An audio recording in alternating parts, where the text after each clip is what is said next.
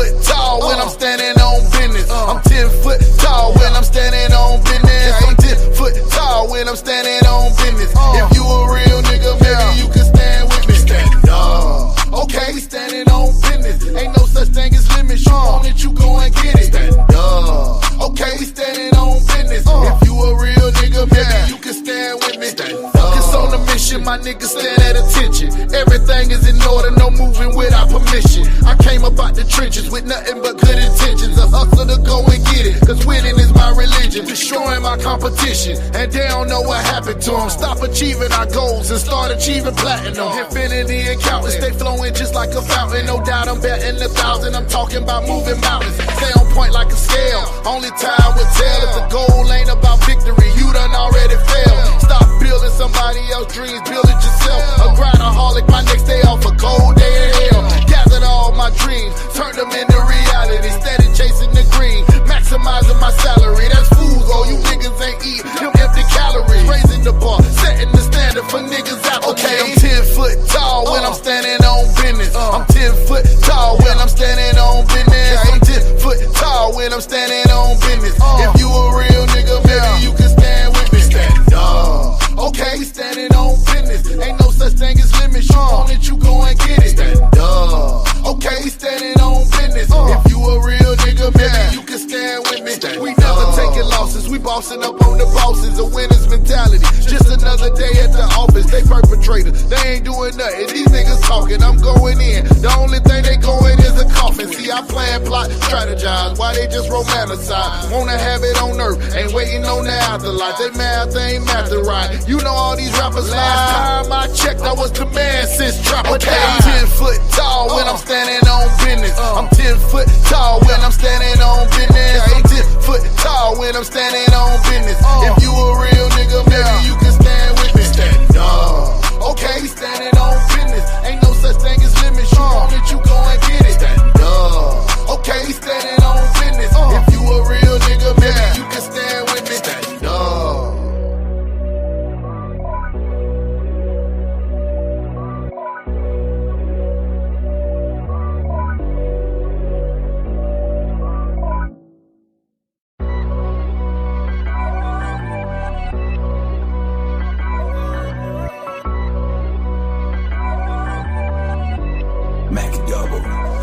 Okay, I'm 10 foot tall when I'm standing on business. I'm 10 foot tall when I'm standing on business. I'm 10 foot tall when I'm standing on business. If you were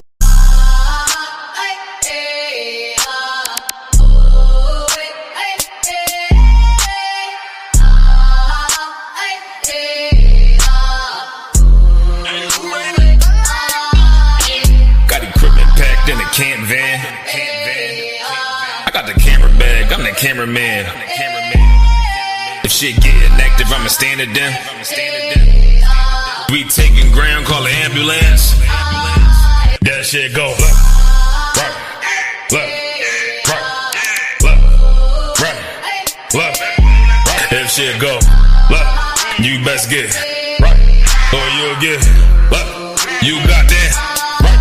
That shit go. If you got a problem, we'll handle it. Niggas acting hard, you better stand on it.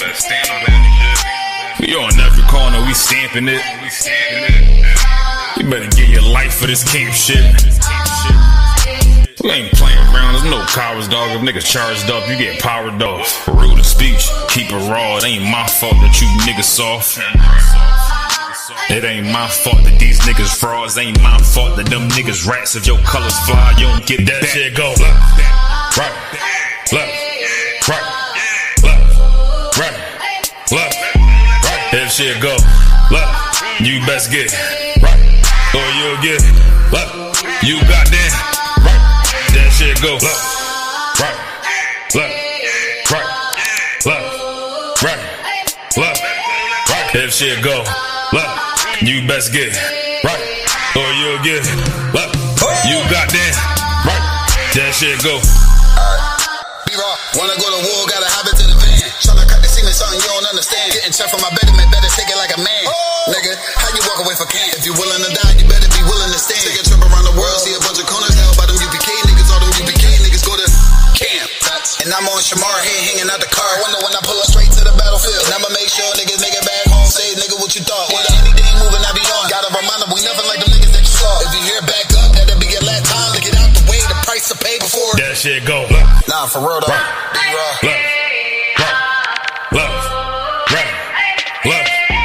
If shit go, you best get right, or you'll get you got that right.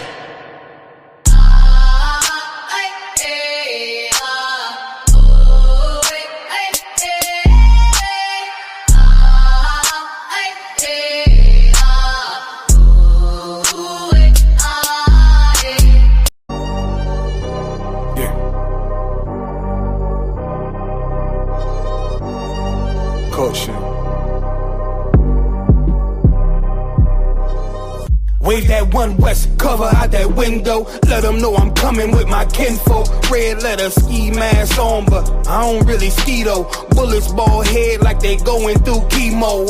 I slide on them Tony Hawk type. Better get your thoughts right. Jumping high on walls, this ain't Fortnite. Red dot, it kinda make it way too easy for a headshot. I put you under wing, it turned into a headlock. I told my niggas think it's time to put the pressure on. You bring that paper, told her throw a little extra on. We go to war and see, I murder one, you murder two, it ain't the same degree. Better up into a capital offense for them dollars, but it really don't make sense. Guns behind tents with some liquor and we riding down the freeway. Slide on them, spin the block and replay, so we slide again. You know my position, I'm on standby. Ain't no competition, it's a landslide. Or you a rider, motherfucker, ride again. You said you slide on them, nigga, slide again. Niggas claim they hot, but we been fine. If they ain't one of mine, so they ain't tied. Or you a rider, motherfucker, ride again. You said you slide on them, nigga, slide We got this mapped out. Niggas selling wolf tickets, not living what they rap out. Said he gon' ride, too emotional, he'll crash out. And I ain't boxing, wrestle with this cannon, you gon' tap out. 100 troopers in the building, turn this shit into a blackout. We both come from the mud, but why you tryin' to do me dirty? He cut himself off, we let him rock, he ain't worthy. You playing ball courts, throwing number like a jersey. While niggas folded like origami, I kept it sturdy. Told my son he got the blood of a king, he ain't got a word. They gon' cross you like a Christian, it's better to learn this early. They be watching, trying to copy, asking questions, trying to learn me. I ain't in the back and forth if the business don't concern me. Catch the wrath from my anger, I be trying to give a mercy. Ask the angels keep me covered, I'ma slide, they might have heard me. They playing with that fire, get too close, it's gonna burn me. We ain't never looking back, moving forward, it's the journey. You know my position, I'm on standby. Ain't no competition, it's a landslide. Or you a rider, motherfucker, ride again. You said you slide on them, nigga, slide again. Niggas claim they hot, but we been fine. If they ain't one of mine, so they ain't tied. Or you a rider, motherfucker, ride again. You said you slide on them, little nigga, I'm made. All these rappers soft, claim they all cut from a hold of a glove. I'm the one with the blade. Untamed gorilla, keep your hands out the cage. I be standing on they neck, one west to the grave. You can keep your mercy, nigga, I ain't worried. Revenge call me buddy love, I call her Miss Purdy. Nigga try to blitz, I'm going 730. I'ma shake the whole room like Big Shirty. Nigga say one war, it's whatever, buddy. Glock fully loaded, you know these letters bloody. Come for me, you a bitch, homie. Boy, I'm realer than your big homie. 144, yeah, the one and only. And you know I keep this blick on me. Body slam you like Mick Foley. I got that black out on my arm, play that bitch like a violin. Said me try me once, nigga, try again. You know my position, I'm on standby. Ain't no competition, it's a landslide. Or you a rider, motherfucker, ride again. You said you slide on them, nigga, slide again. Niggas claim they hot, but we been fine. If they ain't one of mine, so they ain't tied. Or you a rider, motherfucker, ride again. You said you slide on them, nigga, slide again.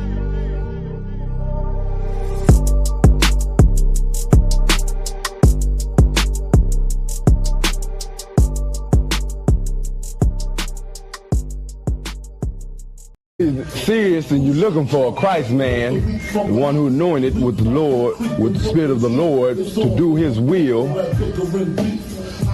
I'm that nigga.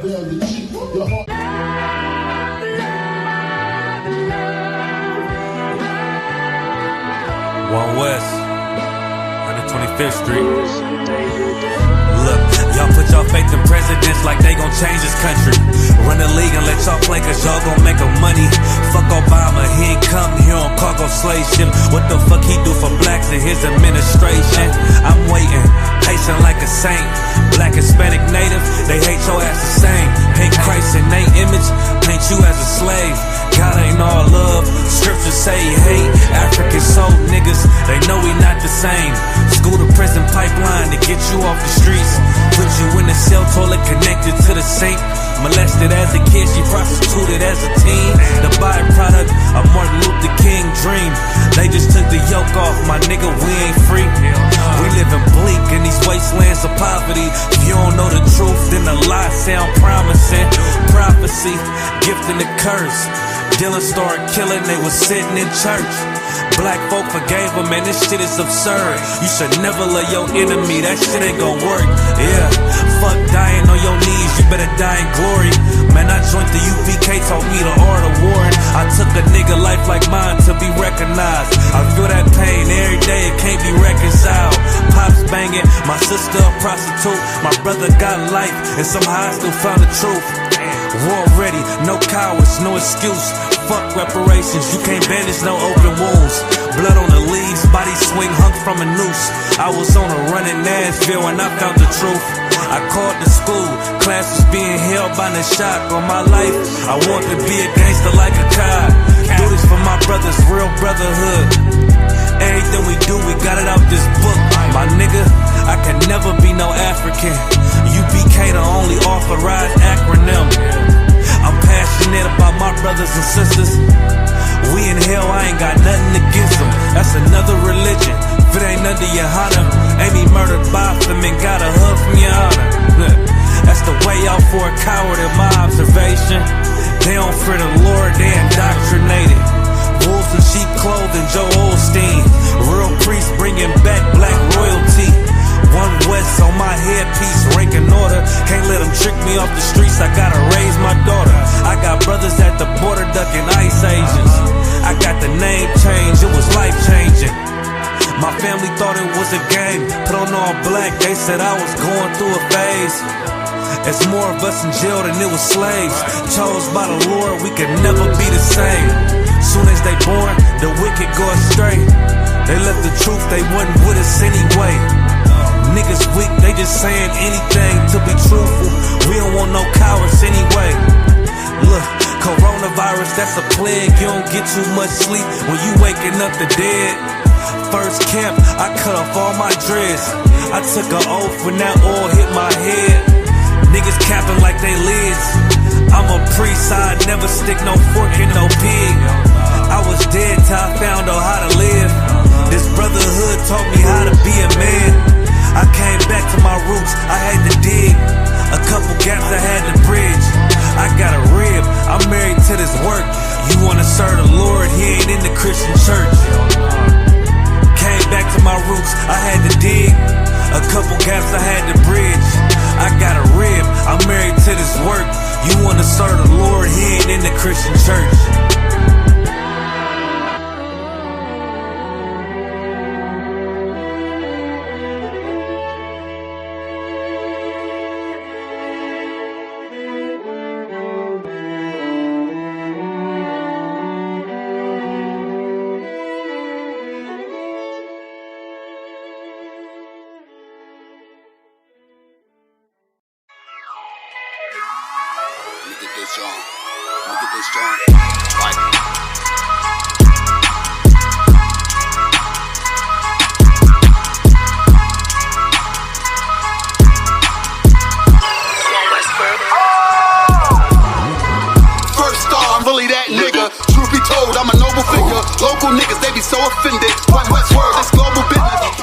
Let me ask y'all a question. All y'all niggas in the same school and all that? Hell, fuck yeah. So none of y'all niggas smoke weed?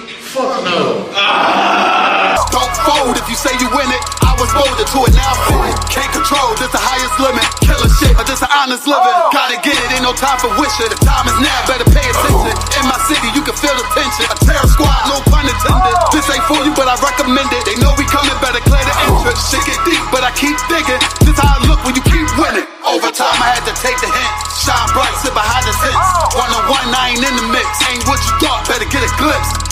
from a pedal bike.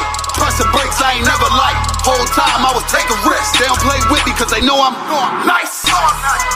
Round form, I ain't even started. Transform, I ain't here to bargain. You all watch, better move a caution. Chains on me, I don't do this often. No error, this shit flawless. Reach for it, you become a target. It ain't worth it, better keep walking. All I know is survival. All this fashion is tribal. Want the head of my rival. This about to go viral. I say the word, then it's final. To get the moving like pronto.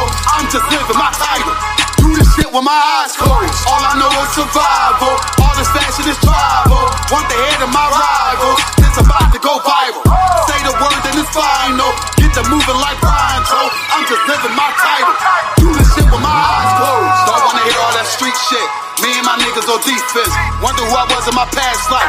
Don't even matter, that peep this. Remember the days when I was a trooper. Stay on the path and it won't confuse you. Bars all, I'm the one to do it. I roll on eights like a flight maneuver. Try to trick me, I ain't never moving. Camouflage, I can blend into it. They better ride, I don't do the Ubers. Let them talk, I don't hear the rumors. A little suffer ain't really nothing. The way I'm stomping, better play the trumpet. You see me coming, better get the running. If they see me coming, better get the running. You ain't never seen it, you ain't never witnessed, you ain't never noticed, you ain't never focused. I was really waiting, I was really training. Sick and tired of being patient. I ain't never doubted. This was in the making. Use what I got, not in the wasting. For rapping and singing, could never drink it. But I'm from the bottom, so I gotta make it. This ain't rapping, it's a damn warning. Late night to the early morning. Got a vision, I planned it out. They tried to stop me, but I kept going. I study plays, now I'm in the game, and it's all the same, but I had to change. You'll never crash if you in your lane. I can take the loss, cause it's all a game. Yo, when Casamigos being in English? Drunk. All I know is survival. All this fashion is tribal. Want the head of my rival. This about to go viral. I say the word, then it's final. To get the moving like pronto. I'm just living my title. Do this shit with my eyes closed. All I know is survival. All this fashion is tribal. Want the head of my rival. This about to go viral. Say the word, then it's final. Get the moving like pronto. I'm just living my title. Do this shit with my eyes closed.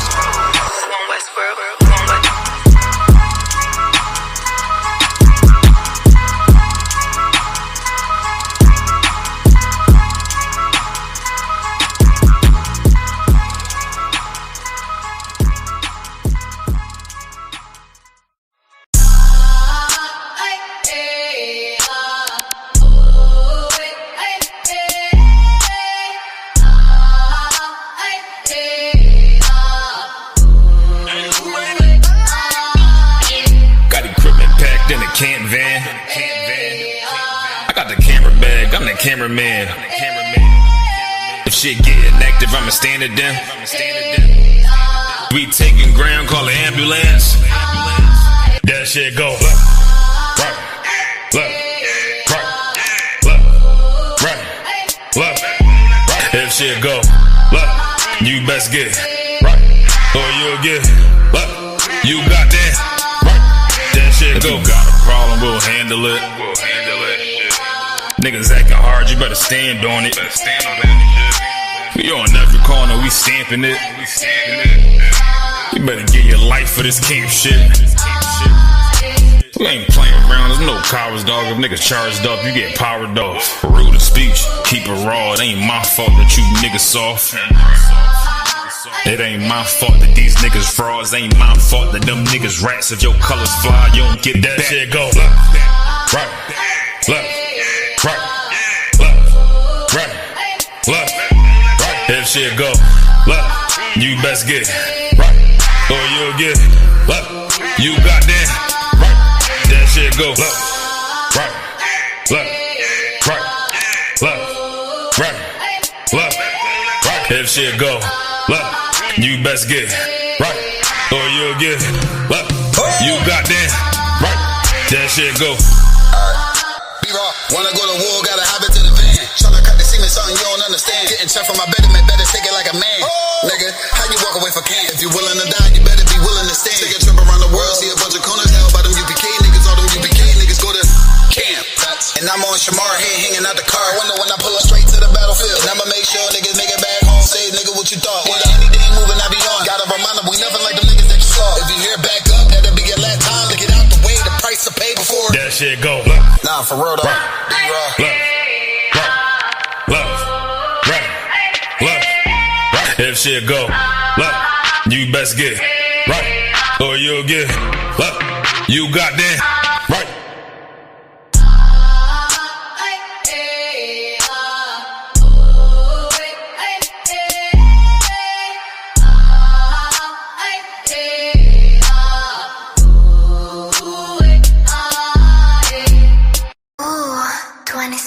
All right, gang, let's really nail it this time. Here we go. A 1, a 2, a 1, 2, 3, 4. Been in this shit for some years, I ain't never left. Nigga try to save his life like he's scared of death. I got Hillstar on my body, bitch, I'm heaven sent. Hey, this UPK ain't nothing, we on fellowship. Been in this shit for some years, I ain't never left. Nigga try to save his life like he's scared of death. I got Hillstar on my body, bitch, I'm heaven sent. Hey, this UPK ain't nothing, we on fellowship. Florida Lee on my top, this a Saints hat. This the third can't be been in, he a J-Cat. Nigga tryna steal the sauce, yeah, I hate that. But I ain't make the rules, I can't change that. New bottle, new wine, yeah, I can't crack. Look, flag on the play, they grabbing face masks.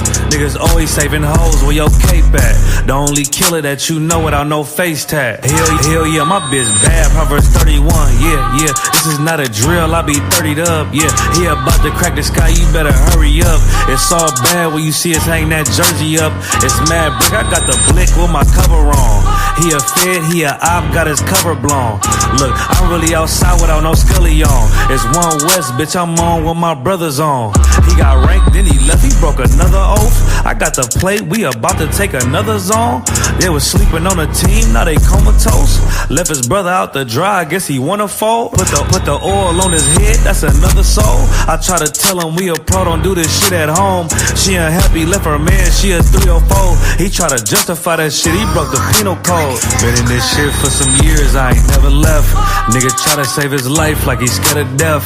I got Hillstar on my body, bitch, I'm heaven sent. Hey, this UPK ain't nothing, we on fellowship. Been in this shit for some years, I ain't never left. Nigga try to save his life like he's scared of death.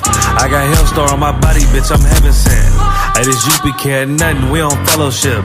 Gotta watch these niggas, they be cointel. Lil' bro ain't never killed nobody, but I know he will. It's on me, yeah, where I go, yeah, that's the holy seal. My niggas itching when it's up, you better not touch a chair. Ooh, I'm with the extra, that's off the back. He ain't loyal to his brothers, how you follow that? She either working with her hands or she off her bag. Broke bitches, yeah, they done that, give me a heart attack. You see the banner, but my head, I'm a part of that. These niggas cowards, pussies, we don't want no parts in that. They let our warrior out of prison, he ain't going back. And don't be speaking on the truth, cause we with all of that. Look, before they started dissing, they was fans first. You will never catch me digging in no man purse. Really put my brick in, that's why my hands hurt. And don't be speaking bullshit, that make my head hurt. Look, I done burn my fingers from the Michael Drake. For the brotherhood, I done threw my life away. I never see him, tell him come off from their hiding place. We can't do it, we told them we gon' find a way. They rather march 1,000 deep, we rather feed the people. They wouldn't put on all black, now he reading Hebrew. UPK the standard if you speak on Hebrew. Don't think they solid, get with them niggas just gon' leave you. Been in this shit for some years, I ain't never left. Nigga try to save his life like he's scared of death. I got Hillstar on my body, bitch, I'm heaven sent.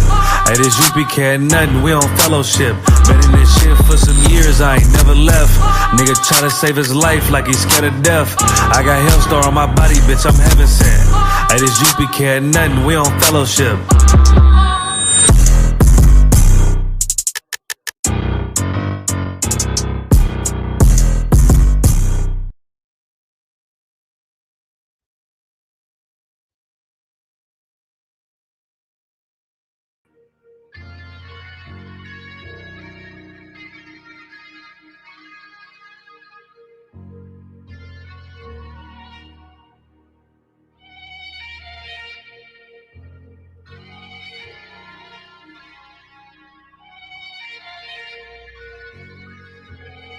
Seen heaven turn to hell, I gotta stay alive. Lord have mercy on my soul, stand by my side. I killed the old man and I watched him die. Lost a couple niggas, guess he wasn't my round. They play my niggas, lay you down, they all down to ride. Keep my gun in my arm, I gotta stay alive. I gotta stay alive. Keep my gun in my arm, I gotta stay alive. Tell me we don't live in hell. My brother doing 55 in that cell. Nigga claiming he your round here spin shell. Same nigga you put on to hit the stand and tell. your kids like my kids, treat you like a brother. I told my dog, let's leave the streets to serve the most high. He said, fuck that shit, he tried. I'm up in ya. Rock. Y'all Bashim Shad, brother Thug. Clap it up, Akim, please. Siéntate. Please sit down, warriors. Que bueno verte. Good to see you, Akim. Mi nombre es General MAHAYAMAN. Estoy al servicio de el General Johanna. Seré tu maestro esta noche. Bienvenido. Nosotros somos la Escuela Israelita de Conocimiento Práctico Universal. Comenzamos en 1 Oeste Calle 125, Harlem, Nueva York. Desde 1969, debajo del mando del General Johanna. Carnales, esta es la verdad. Si tú eres hombres, españoles, negros, siendo nativo, tú eres Israel, el pueblo elegido de Dios. Tu madre y tu padre dicen que somos un culto y mantienen su iglesia sin culpa. Pero su iglesia es culpable de todo lo que nos están estando. Órale, Akim, let's get it on. I'm ready to rock. Yes, sir. Preguntas. I'm ready for your questions. What's our topic for tonight, Ephraim? Rick Chow and people who choose the wrong Israelite group make every choice wrong. Excellent play. People who choose the wrong Israelite group make every choice wrong. That's our topic today. We'll go into that. Who do we have in here tonight, Harlem? So we got Colleen in here with us. Big Texas and Colleen. What's going on, Warriors? Good to see you, Akim. We got South Carolina here with us. South Carolina. Kakalaki, give him a hand. Trinidad joining us. Trinidad, Big Trinity. Bad man. What's going on, Trinidad? Good to see you, boy. We got Montreal. Montreal, my friend. Good to see you, warrior. Baltimore with us. Be more. Good to see you, Baltimore. Atlanta's here. Atlanta, the Brave. What's going on, warrior? Of course, we coming live out of headquarters. Harlem, New York. Big Captain, I see you, warrior. Let me see Montreal one time. I forgot one of the announcements, all right? Let me see Montreal again, okay? Yes, sir. Montreal, you ready? Karawakan, sir. Les vrais juifs bibliques sont les noirs, Latino, y Amazigh. No, I'm sorry. Hold up. Noir. Les Noirs. Latino. No, I'm starting from the beginning. Here I go. Les vrais juifs bibliques sont les noirs y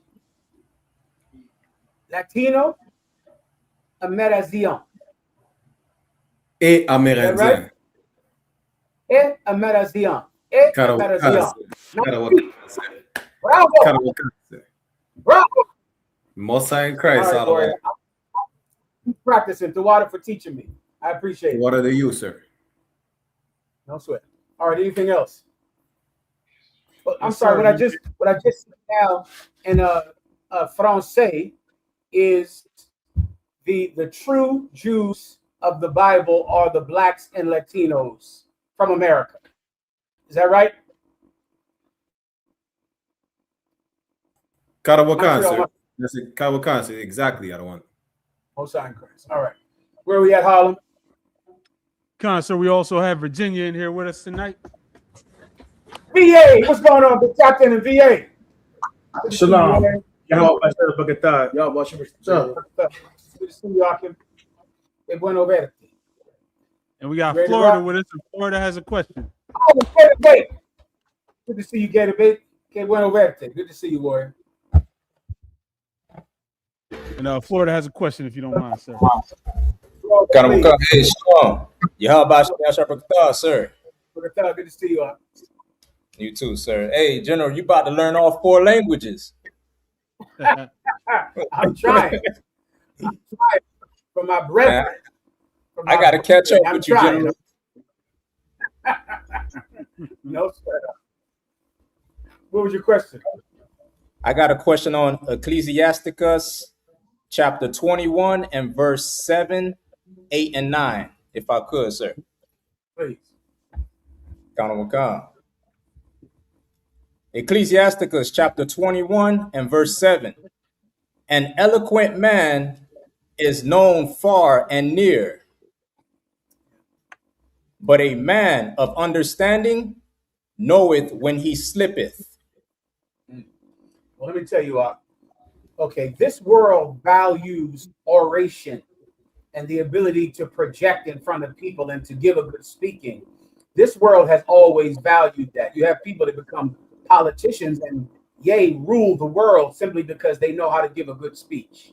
People that become the leaders of armies and men simply because they can stand up in front of a person and speak very eloquently. The gift of public speaking, there are not many more gifts out. I can't think of too many more, maybe to be a math scholar, to be a math genius that is equal in the amount of power that can be received from the ability to publicly speak. You literally will become president from having that gift and none else, and nothing else. You can be a complete idiot. You can be Donald Trump and become president if people like when you speak. If you can say the thing that they like, if you can say the thing that moves them, they'll make you a god in Washington, D.C. However, to be a man, read that last part. But a man of understanding knoweth when he slippeth. But a man of understanding knoweth when he slippeth. You see, a good orator, someone that can speak well, they don't know when they're making a terrible mistake. They don't know that. That's not part of that gift. There's a gift to speak, and that's a good gift, and you can become president and Martin Luther King with that gift. You can become a god with that gift.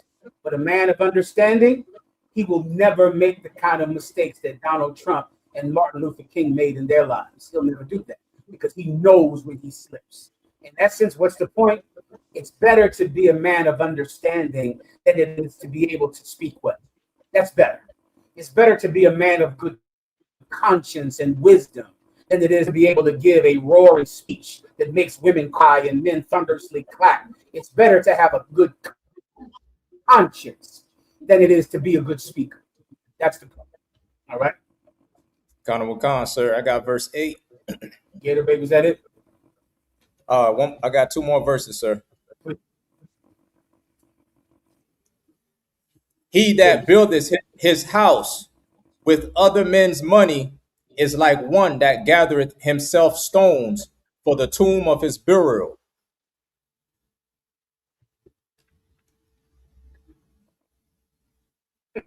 House with other men's money is like one that's gathering stones for his own tomb. Well, that is exactly how the home ownership market works in America and Great Britain and Trinidad. What do you buy your home with? Buy your home with money. That's how you don't build your home with your own money. You borrow money to buy a house. That is how every house is purchased. You buy a house that's worth $300,000. In the end, when you finally pay that house off, you will have paid $1 million for that house. So what are you in essence doing? You're giving yourself a debt that you're going to die with. That's what happens. You buy, instead of really buying a home, you're buying a lifelong debt. That's the point. And this scripture is in the Bible thousands of years ago, which shows you one thing, that we as a people could have known how to not have life-crippling debt if we adhere to the laws of God, to the wisdom of the Bible. And it also tells you this, that our oppressor, he knew what he was doing by giving us the loans. He knew he was not helping us. When they gave Haiti the loans, and when they gave the so-called North American Indians the loans, and when they gave blacks and Latinos home ownership loans, they knew they weren't helping us to climb out of poverty. They knew they were digging us deeper in it. They knew it. They know in actuality, this loan would crumble down our entire life, and by the end of our life, we would still have that debt. That's the point, Morgan. That's the scripture about the housing crisis, about buying a home. All right. Colonel Wakan, sir. One more, just one more, sir, if I could. The congregation of the wicked is like tow wrapped together, and the end of them is like what? Like tow. It's like what wrapped together? I can't tow.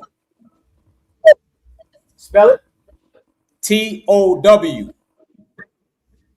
It's like tow wrapped together. Keep going. Colonel Wakan. And the end of them is a flame of fire to destroy them.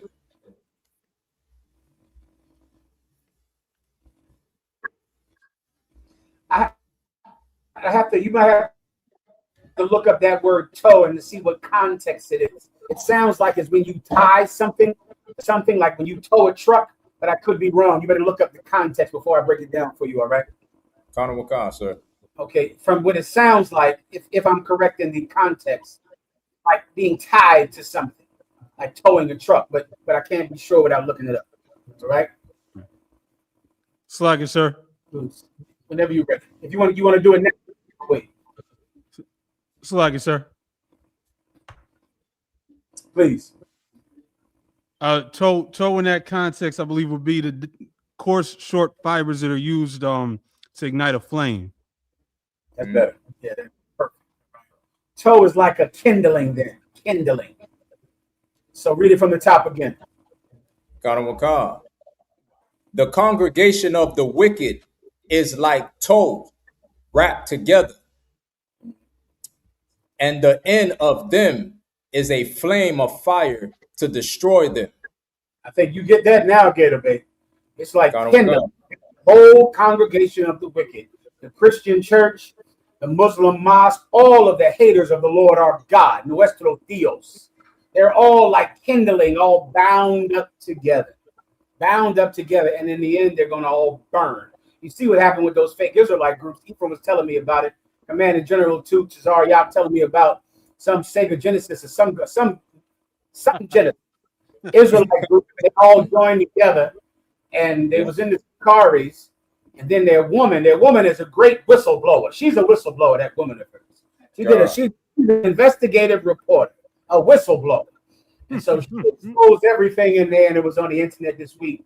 Ephraim is going to tell me about it in class, so I can understand it, and then I'll give a breakdown on it. All right, but that's a good. The Genesis people, it's the Karis, the IUIC. They're all kindling, brother. That's all. That's all. Kindling. You understand? Most High in Christ, the water, sir. What's that in Espanol? Kindling. I used to know that. Where the fuego. It might be fuego. Someone tell me who was habla español. What the fire? Yeah. Yeah, fuego. Fuego. That's correct. See. All right. Anything else? That's it, sir. The water.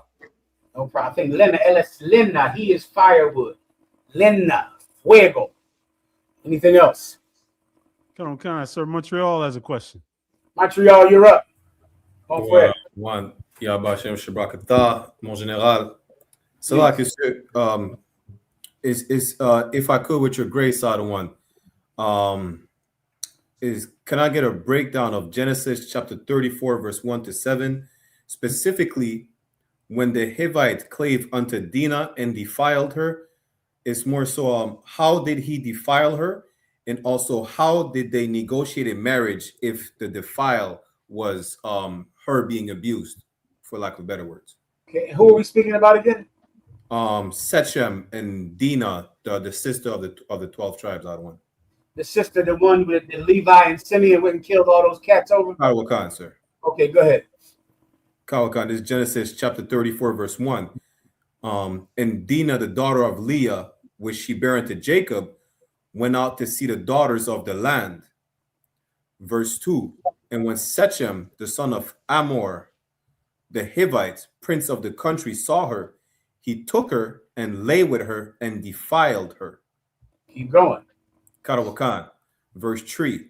And his soul clave unto Dinah, the daughter of Jacob.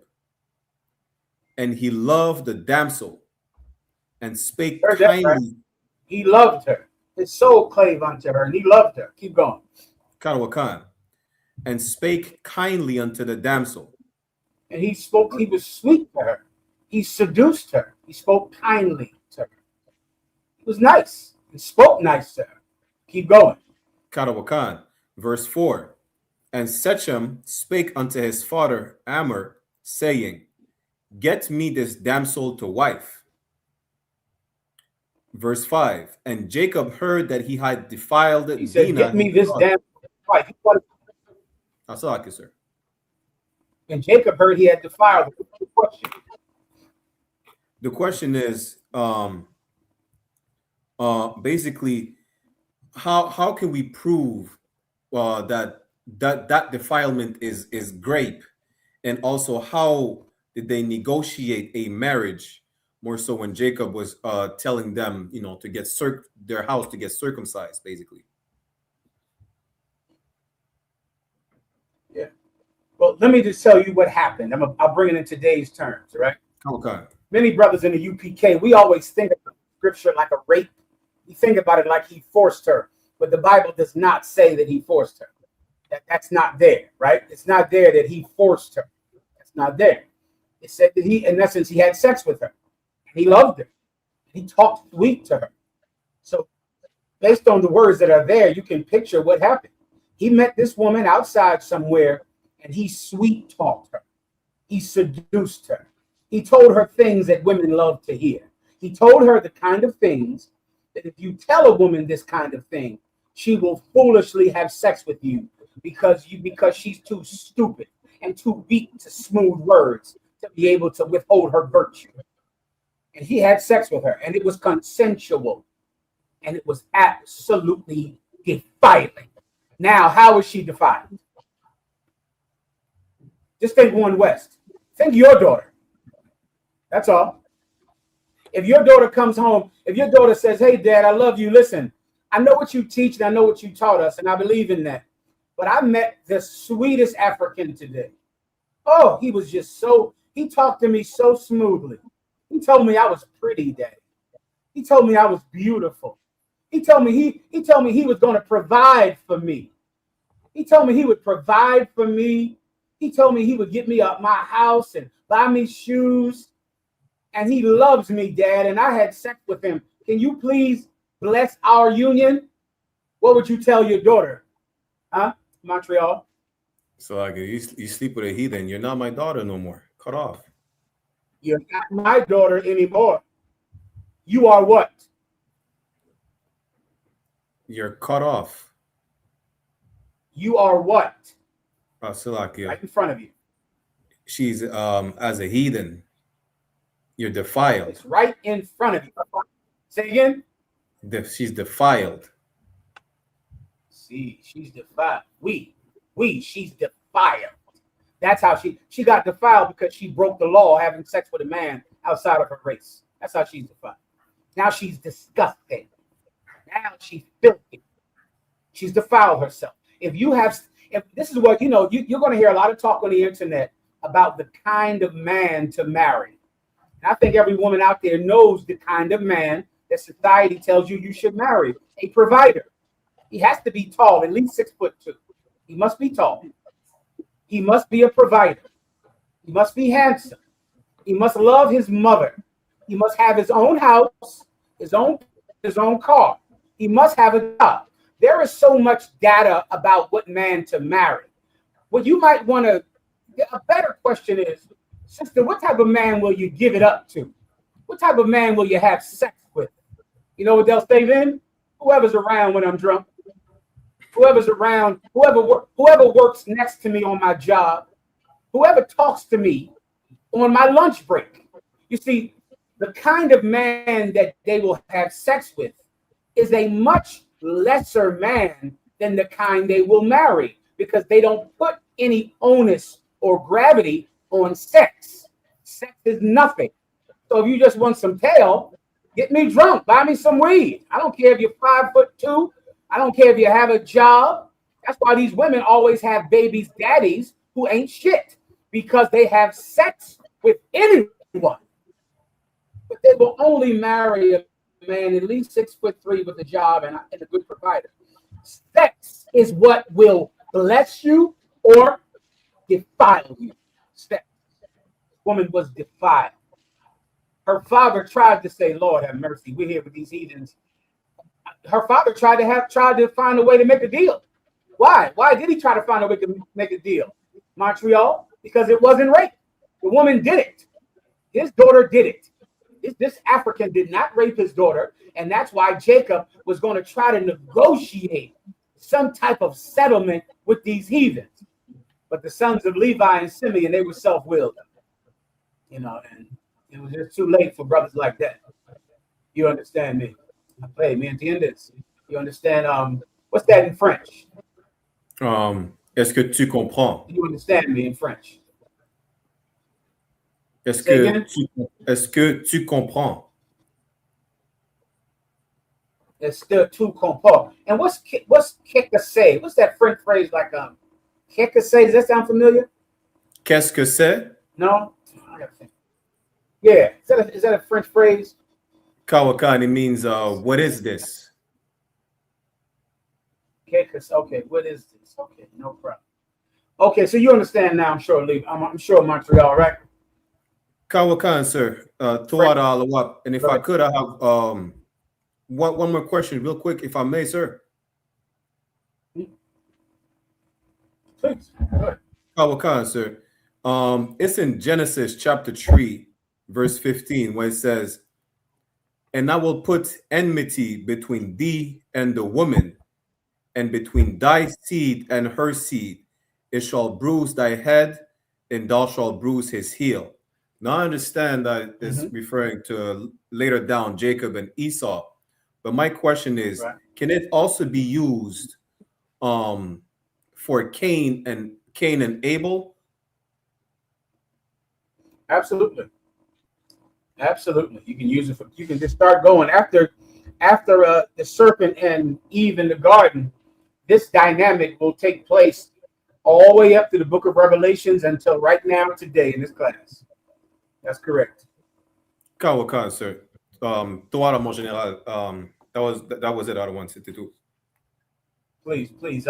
Merci. Is that please? Merci is please, correct? What's thank you? Thank you is merci. Thank you is merci. Merci. Thank you. All right. Toara, sir. Anything else? Like, sir. On that, somebody asked a question in the comments on that topic. Apologies, General, but if a woman has been with the heathen and you marry her next, have you redeemed her or just added sin to yourself? Well, the question is, are you marrying that woman that had sex with that heathen, or are you marrying a new creature in Christ? Is she the same person? Is she the same person that defiled herself? Then don't touch her. Don't touch a woman. Is she the same person that was smoking weed and had sex with all those men? Is she the same person that was getting high and made terrible choices in every relationship? Is she the same pork eater, the shrimp eater, the liar that has been having sex with men that she regrets since she was 12 years old? Don't ever touch her. But is she a new woman? Is she a new woman? If so, take her into your heart. Take her into your bed. If she's a new woman, pray you understand. Eso entiendes. Yes, sir. Yes, sir. Chicago has a question. Please, Chi-Town, you're up. General. All right, go ahead. Shalom, Yahbashim, Shad Barakatah, General. I got a question. I got a brother that's in the prison department up here, and he asked me a question to ask you for tonight. The brother name is Officer 50 Kakanalab as well. Kakanalab, prison department. All right, warrior, Kakanalab. You got it, Officer Kakanalab. Can I start at 1 and 2 because I think this is what's confusing them, and then I want to go down to 12, 13, and 14. Please, no problem. Ezekiel 14 and 1. Then came certain of elders of Israel unto me and sat before me. And the word, verse 2, and the word of the Lord came unto me, saying. So what he's thinking is they in Israel right now when they saying this, because verse 13, 12, 13, and 14 kind of confused them. It says, the words of the Lord came again to me, saying, Son of man, when the land sinneth against me by trespassing grievously, then will I stretch out mine hands upon it, and will break the staff of the bread thereof, and will send famine upon it, and will cut off man and beast from it. Verse 14 is the part that confuses them. Though these three men, Noah, Daniel, and Job, were in it, they should deliver but their own souls by their righteousness, said the Lord. And he was saying, well, Noah and Daniel and Job wasn't in Israel. So, like, what was the significance of them three in this scripture? What were they in? Babylon? Noah? Oh. And Job. What were they all in? They're in the same thing you're in. Let me ask you a question. Is food plentiful in your neighborhood? Is your neighborhood destroyed? Don't you understand? You're reading about a precept. You're reading about a precept that's written on the other side of the world that you can apply to the west side of Chicago right now. Mm-hmm. Now, how is that? How is that when we change locations, we still don't change conditions? Why is that? Because we still. Because this is speaking about a nation of people, not a place. Israel is wherever you are. Zion is wherever you are. Do you understand? Where Zion is. So when we were in the Middle East, when we were there, our land was being destroyed by the Romans and the Greeks, and we were in oppression in our homeland. That wasn't someone else's land. That was our land, and we obeyed our Roman and Greek masters every day. And they killed pigs on the temple of Solomon's altar in our land. Do you understand? Our land was destroyed. We were kicked out and enslaved. Now here we are, and we're getting shot to death by Chinese people over a bottle of water tonight. We're getting killed like that. And now we're in a totally different place. But changing locations doesn't change your condition. Noah. Say the names again. Noah, Daniel, and Job. Noah, Daniel, and Job were all part of the same nation. Noah is one of the great grandfathers of Israel. Daniel, of course, is a member of the nation of Israel. Job is one of the great grandfathers of the nation of Israel. And we all suffer the same condition no matter where we live. Wherever we are, Israel is there. That's where Israel is. That's the point. You understand? Jesus Christ said it. Jesus Christ said it in the book of Matthew, the 24th chapter. Give me as in the days of Noah. Jesus Christ said this when he said, "The only thou seekest a sign, you will receive no more sign than the sign of Jonah in the wilderness." You're not going to receive a sign. The same thing that applied all those years ago to Jonah, Daniel, and Noah. Jesus Christ brought up those same instances this time. And now we're doing it today. You can give me any one of those. They that seek a sign. You know which ones I want, Shot Time. You got it. Come, sir. But as the days of Noah were, so shall also the coming of the Son of Man be. You understand that? As the days of Noah were, it's Jesus Christ is going to come back just like that. It's the same. What was happening during the time of Noah? A man who everyone looked down on because he was a famous alcoholic. They looked at him for his past. You know, they looked at him because he was a former crackhead, a former drug addict, a former gangster disciple, right? A former black disciple. They look at him like, oh, this is a criminal. This is a old drunk. Now he's building a boat. Look at this nigga building a boat. They laughed. The Bible says they laughed him to scorn. They laughed at him. And he kept building. Kept building. He kept building. He brought his family. His family were the only people that listened to him. He had three sons. They had 3 wives, and he had, one wife apiece, and he had a wife, and that's the only people he could get to join his group. That's it. That's all. He obeyed the Most High God's dietary law, brought in 7 of every clean animal, 2 of every unclean animal. What would you Christians do? You Christians don't even believe in the clean and the unclean animals. So how would you be Noah? How would you do what Noah did, Christians? Well, you don't believe in the clean and the unclean animals. Well, Noah brought in 7 of every clean animal, 2 of every unclean animal, male and female.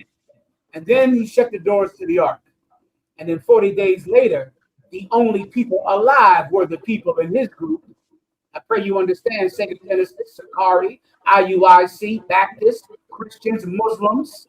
You got great Christian groups, Southern Baptists. They have hundreds and thousands, millions of members. Well, millions of people drowned and 8 people survived. That's what happened in the days of Noah. And so shall the coming of the Son of Man be. That's right. The Chicago. Do you understand? The water journal. I appreciate that. What are you for? Anything else?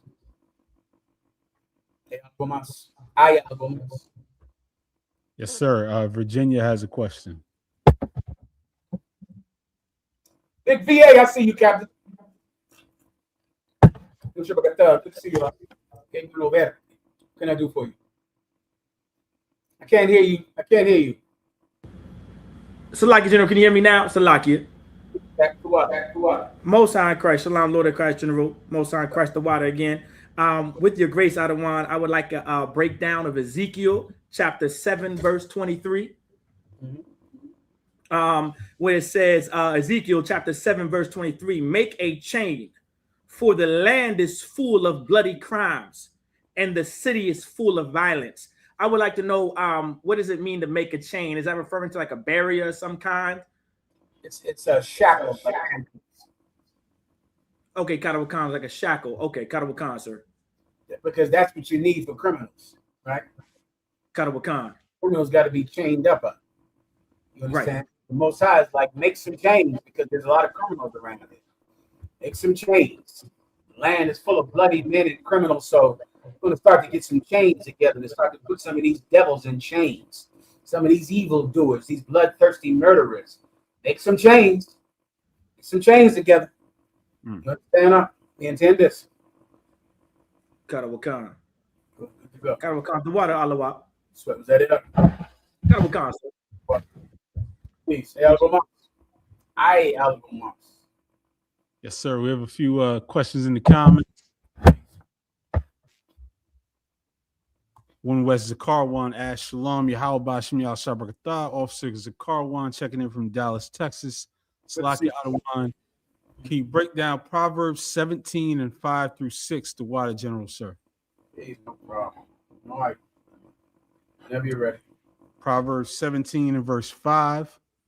Whoso mocketh the poor reproacheth his maker, and he that is glad at calamities shall not be unpunished. That's an excellent precept. Read it one more time. Khan, whoso mocketh the poor reproacheth his maker. Yeah, algún día seres pobre. Algún día seres la inmigrante. Algún día necesitares la ayuda de un desconocido. One day you're going to be poor. That's what you have to remember when you mock the poor. Algún día seres pobre. One day you're going to be poor.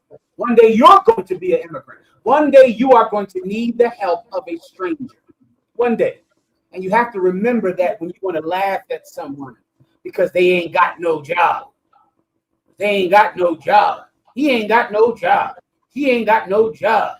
He on welfare. Look how cheap his shoes are. Those shoes are so cheap. Oh, algún día seres pobre. Algún día seres la inmigrante. One day you'll be an immigrant. You laugh at immigrants and you hate them because they have to stand outside of a Home Depot to feed their families. One day you will be an immigrant. One day you will be poor. Algún día pedirás misericordia.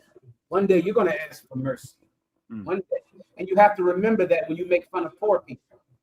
You have to remember that one day you're going to be just like them. That's the point, if that was the question. Yes, sir. And then Slugger, so there's more in the verse. And he that is glad at calamities shall not be unpunished. Yeah, that's what I'm trying to tell you. If you're happy when bad things happen to people, someone is going to be happy when bad things happen to you. That's why it's so terrible what these devils are doing to our brothers, the tribe of Yashakar, the tribe of Levi, the Mexicans and the Haitians, Guatemalans, the Trinidadians, the West Indians. Algún día seres pobre. Algún día seres la inmigrante. If you could just remember that the condition that these people are in, and if I laugh at them and mock them and have no mercy on them, that is the condition that I will be in. That's the point. Jesus Christ came back and taught it in the New Testament when he said, love thy brother as thyself. You have to remember that that is your fate if you mock and belittle someone because of their low condition. That's the point. Is there anything else? Khan, sir. Children's children are the crown of old men. Mm-hmm. Anything else? And the glory of children are their fathers. Yeah, children's children are the crown of old men. Grandchildren is what that's speaking about. Children's children. Those are your grandchildren. As you get older, you want to see grandchildren. You want to see your legacy going on. You get older in age, and now all your children are grown. They're grown now. Yet there's a baby running around the house. That's a beautiful thing to a grandfather or to a grandmother. To see little children, even though their own children are giant adults by now.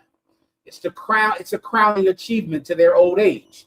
Not only have they survived a living hell, they've raised up a child to the point that they could raise up another child.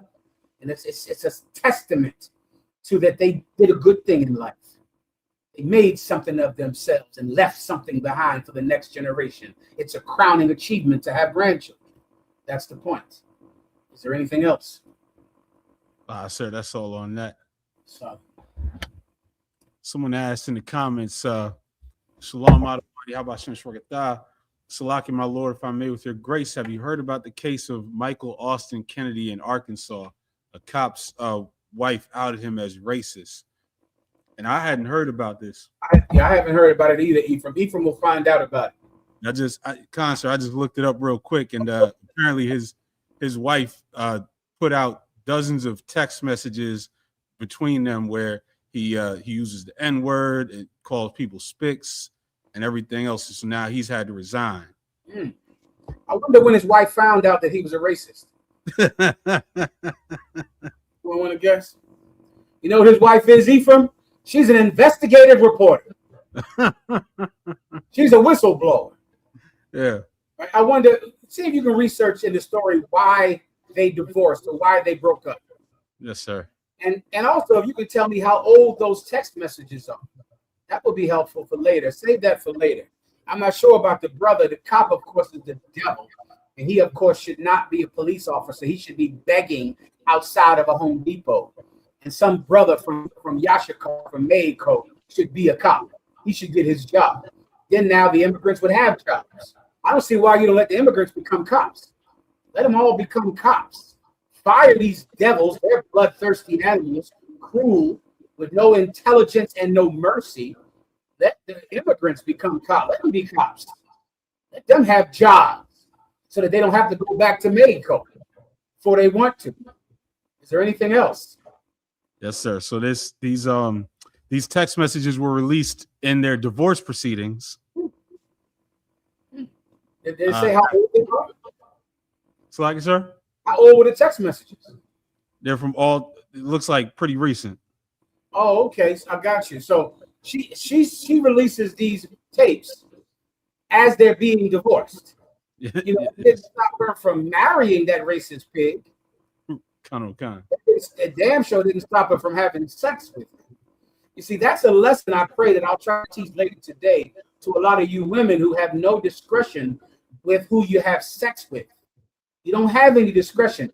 But when he cheats on you, then you're going to become a whistleblower.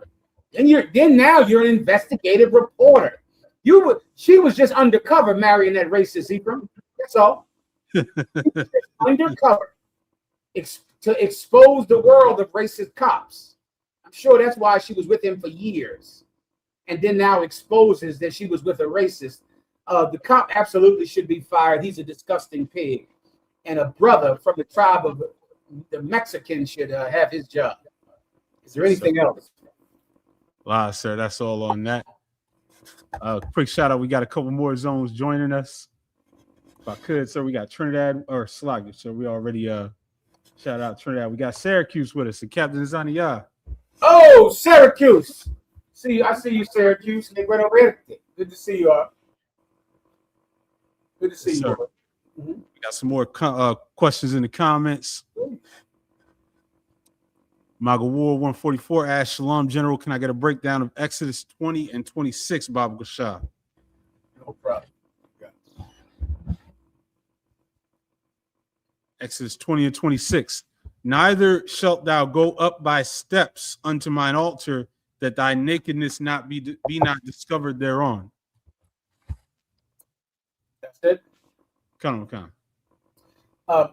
The Most High God is saying that because he didn't want anybody to be able to look under your garment. Right? Nakedness in the Bible is shame. So imagine you have a garment and no one is supposed to see under the garment. A long time ago, that was considered shameful. A long time ago, when you went to the swimming pool, you had to damn near dress in a suit to get in a swimming pool. What people considered naked was a lot more strict than what's considered naked today. I think naked today just means your penis is out and your vagina is out. A long time ago, a woman would never show you her ankles. Someone seeing your ankles was considered naked. So that's why this precept is like, imagine a gigantic staircase where the people under the staircase could see under the priest's long garment. That would have been considered improper. That's the point. Is there anything else? Yeah, I Gomas.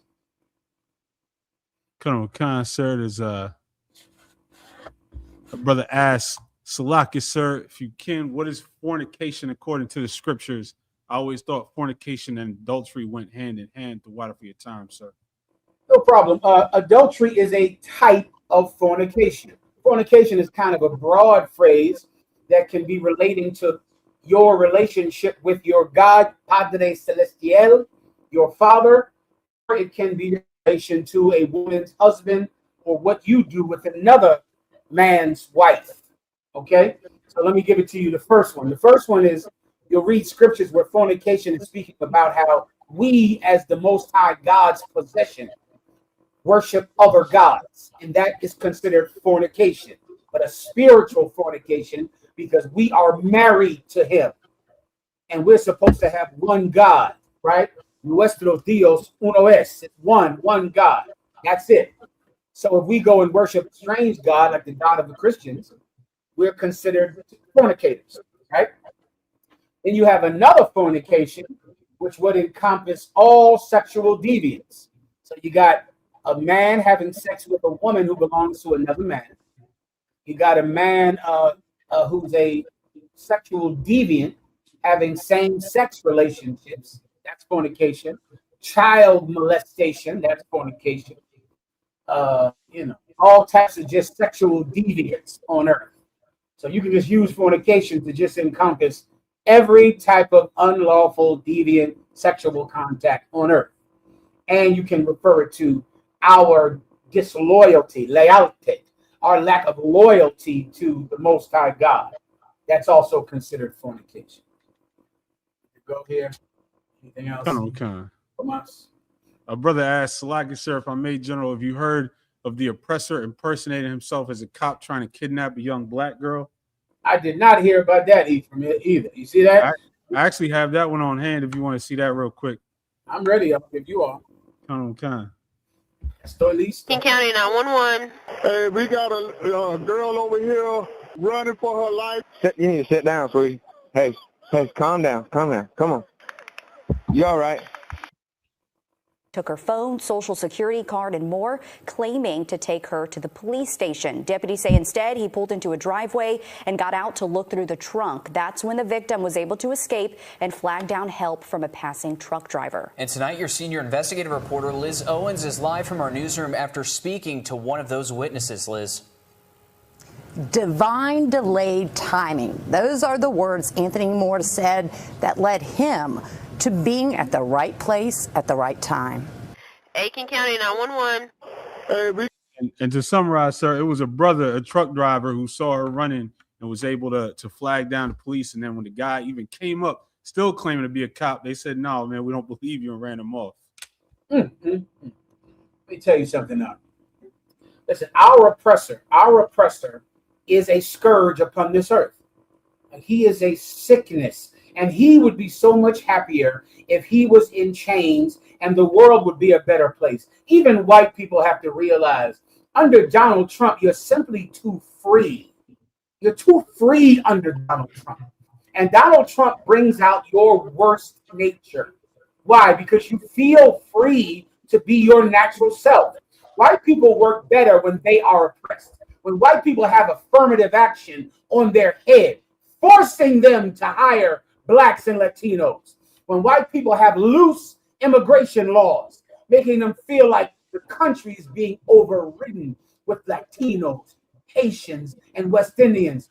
That environment is safer for white people and for their prospective victims. White people cannot feel free. They cannot feel like they can put on a badge and everyone will bow to them, everyone will obey them, because they simply cannot resist the urge to harm people. They're better off when they are being kept down by strict, rigid laws that increase help to blacks and Latinos, and it makes white men feel inadequate. They must embrace the feeling of inadequacy, sexual inadequacy, intellectual inadequacy. They must accept it, because in doing so, their base urge to hurt people will be curtailed. It will be suppressed, and then the world will be a safer place. Is there anything else? I Albumas. We had two questions in the comments on, or Salaki, so we got a question on 2 Corinthians 11 and 1 through 2. Just a general breakdown, sir. 2 Corinthians 11 and 1.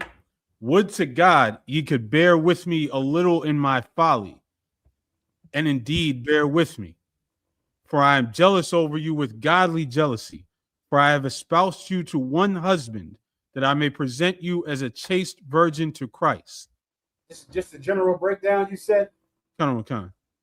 Yeah, this is the Apostle Paul saying, you know, I know I watch over you too much. I know I'm so careful with you, but bear with me. Bear with me. Is this the book of Corinthians? Kind. Yeah, this is Paul speaking to the school in Corinth. And he was very, very watchful to make sure that the school in Corinth didn't make a mistake and follow someone that they should not follow. Because he knew the school in Corinth were full of kindly, good-hearted brothers. So he had to make sure they were on the straight path. In essence, he had to make sure that they were not going to follow someone who would lead them away from following Jesus Christ. So he said, be patient with me. I just want to make sure that you're doing the right thing. Oh, who's that teaching you? Who are you talking to? What is he saying? Who are you following? What is he doing? I know I'm overprotective about you, Corinth, but please forgive me. Please bear with me. You see, I have a godly jealousy over you. Meaning what? This is not a jealousy like men have one to another, or like a man has to a woman. I'm jealous because I want to show the Lord that you have performed your duty for him. I want to present you in front of the Most High God. I want to say, Lord, look at my school in Corinth. Look at them. None of them is leading truth. None of them is creating some false doctrine or some false religion. They are all on the straight path that I put them on in the name of Christ, my King. And I want to say to the Most High God, the school in Corinth is doing it the right way. And that's what Paul wanted to do. And that's why he was overly protective about the school in Corinth. That's a general breakdown if you needed it. All right. Yes, sir. Another question, Salaki Alawap, can you break down 2 Ezra 13 and 1 through 6? Come on, 2 Ezra chapter 13 and verse 1. And it came to pass after 7 days, I dreamed a dream by night. And lo, there arose a wind from the sea, that it moved all the waves thereof. And I beheld, and lo, That man waxed strong with the thousands of heaven. And when he turned his countenance to look, all the things trembled that were seen under him. Verse 4. And whensoever the voice went out of his mouth, all they burned that heard his voice. Like as the let me just catch him up so I can jog my memory. This is a precept for Jesus Christ, right? This is Second Ezra. Second Ezra, yes, sir. A precept speaking about, this is a prophecy about Jesus Christ in the Old Testament. So you can put this in your precept book under Jesus Christ in the Old Testament, all right? That's speaking about Christ. It's a future prophecy about the Messiah, not Jesus Christ. That's the point. You go? Yes, sir. Go ahead. Should I continue through verse 7, sir? Oh, I'm sorry. Where did he want to end it at? Verse 6 is we were at verse 4. Okay, go ahead. Verse 5. And after this I beheld, and lo, there was gathered together a multitude of men out of number from the four winds of the heaven. So you can, of course, with Revelations, when all those people were gathered, which no man could number in the book of Revelations. Go ahead. To subdue the man that came out of the sea. To subdue him. What is that? World War III. That also is in the book of Revelations, when all of the nations of the earth will come together to fight our Lord and his angels. Keep going. But I beheld, and lo, he had graved himself a great mountain and flew up upon it. So he engraved, like imagine engraving yourself a great mountain. You fly up above it. You can get that. That's in Revelation, the 12th chapter, when he flew away, when the baby was born. Keep going. Yes, sir. Verse 7. But I would have seen the region or place whereout the hill was graven, and I could not. He wanted to know, where did he go? Where was this hill graven? He couldn't tell. That's the wilderness that the Bible speaks about. That's that place that when the elect of Christ go into the chariots, which are coming for those of us that have earned our way into salvation. Those chariots are coming to carry you home, to carry you to that place that he could not see. That place is the wilderness. It's someplace on the planet Earth. It's a place with no cities, which is what the exact term wilderness means. And in there will the Lord plead with his people. There we will be trained to be the next governors, the kings, the princesses, and the ruling class of the new heaven. That's that place. And no one knows where it is, but it's somewhere on the earth. Go ahead. Yes, sir. Verse 8. And after this I beheld, and lo, all they which were gathered together to subdue him were sore afraid, and yet durst fight. These people were terrified because it's judgment day.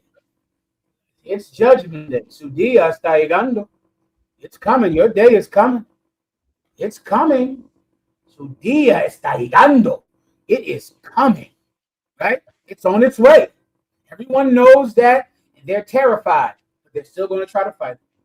They're still going to build all types of spaceships and tell you that these UFOs are aliens that we have to fight. We're under alien attack, y'all. We got to come together. That's what Donald Trump said. Donald Trump said the aliens are real, they're here, and we have to fight them. If the aliens are an existential threat to this world, we have to fight them. They're terrified, and they're going to still fight because they're proud. That is the number one character trait of our oppressor. He is just so proud. That's Donald Trump. That's why Donald Trump is the perfect president for a hateful nation. I don't know when the last time a president was so perfect for America as Donald Trump. Esta un día nación odiosa, liderada por un hombre odioso. This is a hateful nation led by a hateful man. And Donald Trump is proud, he's scared, he's jealous, he's insecure, and he's going to fight even harder because of those things. Keep reading. Yes, sir. Verse 9. And lo, as he saw the violence of the multitude that came, he neither lifted up his hand, nor held sword, nor any instrument of war. Keep going. Verse 10. But only I saw that he sent out of his mouth, as it had been. Sent out of his what? Out of his mouth. Sent out of his what? Out of his mouth. Go get guns. Go get guns, you're telling me. That's how we're going to get delivered? Out of his mouth. We're going to go do terrorist attacks. Is that how we're going to get saved? Out of his mouth. How about legislation to get us all, what's that thing that Tariq Nasheed was trying to get? Reparations. Reparation. Maybe there's a government law that we have to all get passed, and Kamala Harris, she's the one who'll do it for us. Maybe we all need to find reparations, and reparations through the government is how we're all going to get saved. What did he do? Out of his what? He sent out of his mouth. Out of his mouth. Keep going. As it had been a blast of fire. The Bible says, through the foolishness of preaching will I save this people. You see, you think so many other carnal tactics are how you're going to defeat white people. You know you're oppressed. You can't. You have to be stupid as a Christian not to see that. But you think that the cure is legislation in Congress. You think that the cure is some black politician. You think, or a Latino politician. You think the cure is getting a bunch of guns and patrolling the neighborhood like the Black Panthers, until, of course, all of the Black Panthers get high on heroin, and then the Black Panthers are gone. You think that the solution is something a lot easier than changing who you are. Changing who you are is the solution. Why? Because a righteous person will speak the righteous words that destroy this kingdom. That's how you do it. You're going to have to be a better person, because a better person says the thing that destroys oppression. But being a better person is a lot of hard work. You better be ready to work. You better be ready to work if you want to be a good person. You're not ready to work. So you want to pass legislation for reparations, so you can continue to be a pimp, a deviant, a drug addict, but you can, vote. Voting is easier than getting off of drugs. I understand. I get it. It's not going to work, though. What's going to work is saying the thing that changes the hearts of people. And a people with a new heart towards God will be a people that God will protect. Is there anything else? Sir, that's all on that. There's another question from UPK or Da 144. Shalom Yahweh Shem Yahweh, sir, with your grace. May I get a breakdown on Isaiah 19 and 24 through 25? How do we prove in verse 25, Egypt, my people, is speaking about Israelites to Christians? Well, you probably got to go back to see who served slavery in Egypt, probably. Right? That's it. More than likely. Maybe. What's maybe in Spanish? Talvez. Maybe. You got to go and show that the Israelites were in Egypt. We were in Egypt. We were the Egyptians in Egypt, suffering in Egypt. We were the people in Assyria, the slaves in Assyria. So you got to go back, and virtually every Christian will know about the Egyptian captivity.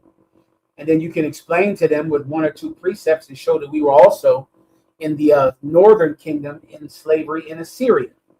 And that's why this precept is speaking about the Israelites. Anything else? Wow, sir, there's another question in the comments from Kawan Matabach. Shalom, General, if I may have a general breakdown on Luke 12 and 49 through 50 throughout in advance. Go ahead. Luke 12 and 49. I am come to send fire on the earth, and what will I if it be already kindled? Verse 50. Slacking, sir? Keep going, please. Verse 50. But I have a baptism to be baptized with, and how am I straitened till it be accomplished? Yeah. Just a general breakdown, right? Come on. Go one verse above it. Yes, sir. Verse 48. But he that knew not and did commit things worthy of stripes shall be beaten with few stripes. Mm-hmm. For unto whomsoever much is given, of him shall be much required. I mean, this Jesus Christ is speaking to the brothers he left in charge when he leaves to go to the Father. He's saying, of course, that when he leaves you in charge, he's giving you a lot. So much is required of you, meaning you better be careful how you watch over the children of God until Jesus Christ returns. If you did like the brothers that just got risen up to become captains under commanding General Yohana, that's a great responsibility. It is not simply, a day of praise or the feeling your crowning achievement in the work of the Lord because you haven't done a goddamn thing to earn the right to be anything at all. Myself included. What in the hell have we done to earn such praise? To earn some man calling us sir and to standing up when we come into the room? What in the hell have we done to deserve anything at all? Well, you would be wise to consider yourself nothing because you haven't earned the right to be anything at all. But you could earn it. That's what you could do. You could decide, you know what? I know I'm unworthy of it, but I'm going to go make myself worthy of it. I'm going to go do it because I've been given a great thing.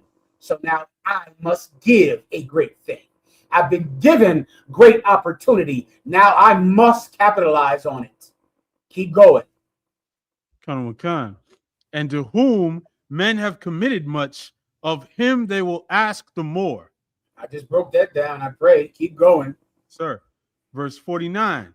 I am come to send fire on the earth. Jesus Christ came to set this world on fire. That's what he wants to do. That's his goal. Keep going. And what will I if it be already kindled? And what will I if it's already started? I'm trying not to give you the answer, but it's right in front of your face the way I just broke it down. I want a fire to be set. Now, what will I do if it's already set? What will I do? Who's the brother to ask the question? Right here? Kawan? Yes, sir. Kawan. Jesus Christ wants to set a fire.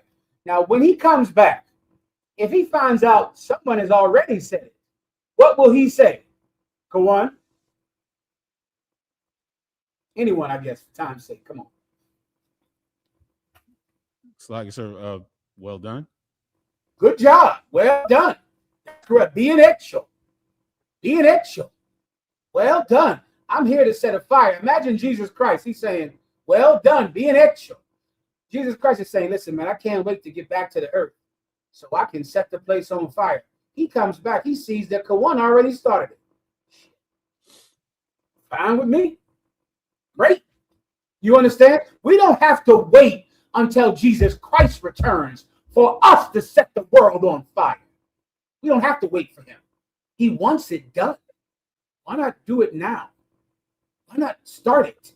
Why don't we go out on the internet, on TikTok and Facebook and Instagram and in Times Square, New York, and in every small city, every large city? Why don't we go throughout the planet Earth and start the fire now? Why don't we go do it? And when he returns, he'll go, I'm glad to see you brothers didn't wait on me before you got to work. I'm glad to see when you became an officer of 50, you consider that a crowning achievement in your life. You became a 12-shield general. I'm glad you didn't say, I've achieved something in life. I'm glad you didn't sit back on your laurels and think you made it. Glad you decided to start the fire. When I come, I'll see you already did it. And I will say, thou good servant, thou hast done my will. That's the point. The point is to get it going, start it. Let's do it. Let's go ahead and do it. Let's not sit back and be so fucking patient and satisfied and so quick. Let's not get all of you think you're some big Jan. All of you think you're ministers of propaganda. All of you think you made it. You've done it. Yeah, I hear you. I understand. You're a great, great, wonderful, wonderful man. I get it. You rule the world. I understand that. Or we could count ourselves unworthy of all praise, unworthy of all of the reputation that we have not earned. And we could set out to earn it before our king even gets here. That's what this precept is about. Is there anything else? Sir. Israelite UPK shared the precept on the previous one, Jeremiah 44:1. The word that came to Jeremiah concerning all the Jews which dwell in the land of Egypt, which dwell at Migdol and Taphanes and at Noph and in the country of Pathros. Sounds good to me. Anything else? Yes, sir. A quick question. Slack sir, Shalom Lord in Christ. Will you break down Leviticus 19 and 15? What does it mean to not respect the person of the poor? broke this down last week. Remember this. So, you know, I try to be paciencia. Okay.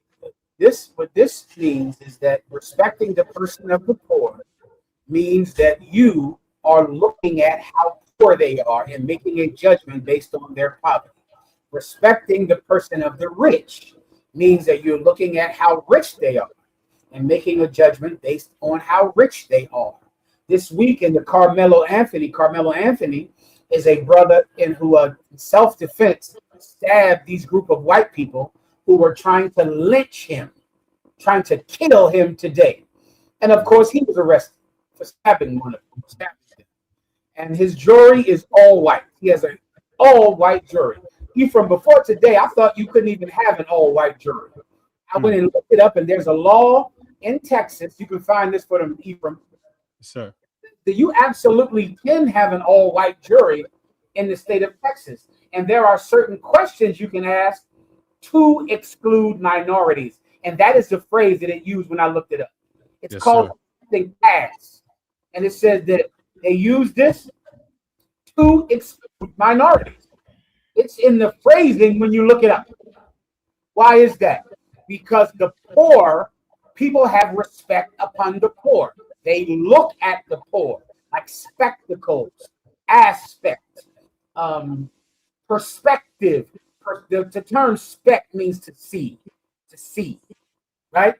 So you look at the poor, he doesn't have a suit on, he's black, he's Latino, he's an immigrant, he's guilty.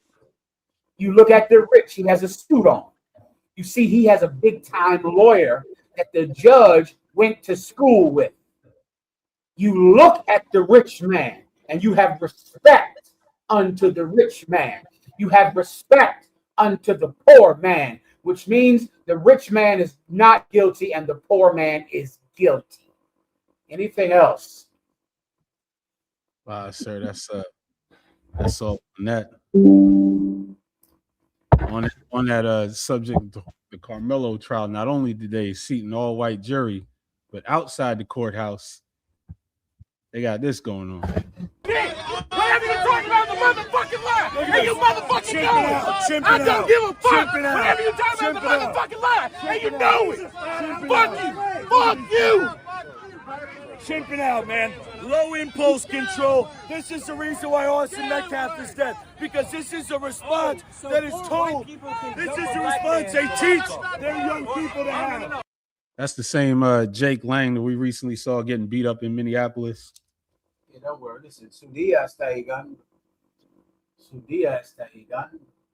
Es la voluntad de Dios. Su día está llegando. Listen, God's judgment is coming. God's judgment, don't worry. It's coming. Don't worry about people like him. Here's what you might have to understand. The court system probably won't work for black people. I'm just saying it because it hasn't, in like 300 years or something, and go back to Great Britain when it hasn't worked, and it still doesn't work in Great Britain today. Give me the Texas law. Just ask Alexa or Google. Why is it legal in the Carmelo Anthony case for there to be an all-white jury? It'll explain this law they have in Texas. Whenever you have it, please. Yes, sir. The gist of what I got is that if they're able to argue that the facts of the case are race neutral and that race is not involved, then the circumstances won't necessitate a racially diverse jury, and that's what took place. So, and they said, listen, there's no reason to have black people on this jury because this case has nothing to do with race. So then they could just have an all-white jury, and get the name of the law. It's a bypass, or it has a name that I forgot. Come on. It's in Texas. And they ask certain questions, and they just get rid of all the minorities off the case. And remember, a district attorney just cares about winning a case. They don't care about the morality of winning the case at all. So they're just winning. And he knows, of course, he's going to win this case if it's an all-white jury, because he's going to put people on the jury just like that filthy pedophile that's in front of that courthouse. What's his name again? Jake Lang. Jake Lang is a pedophile.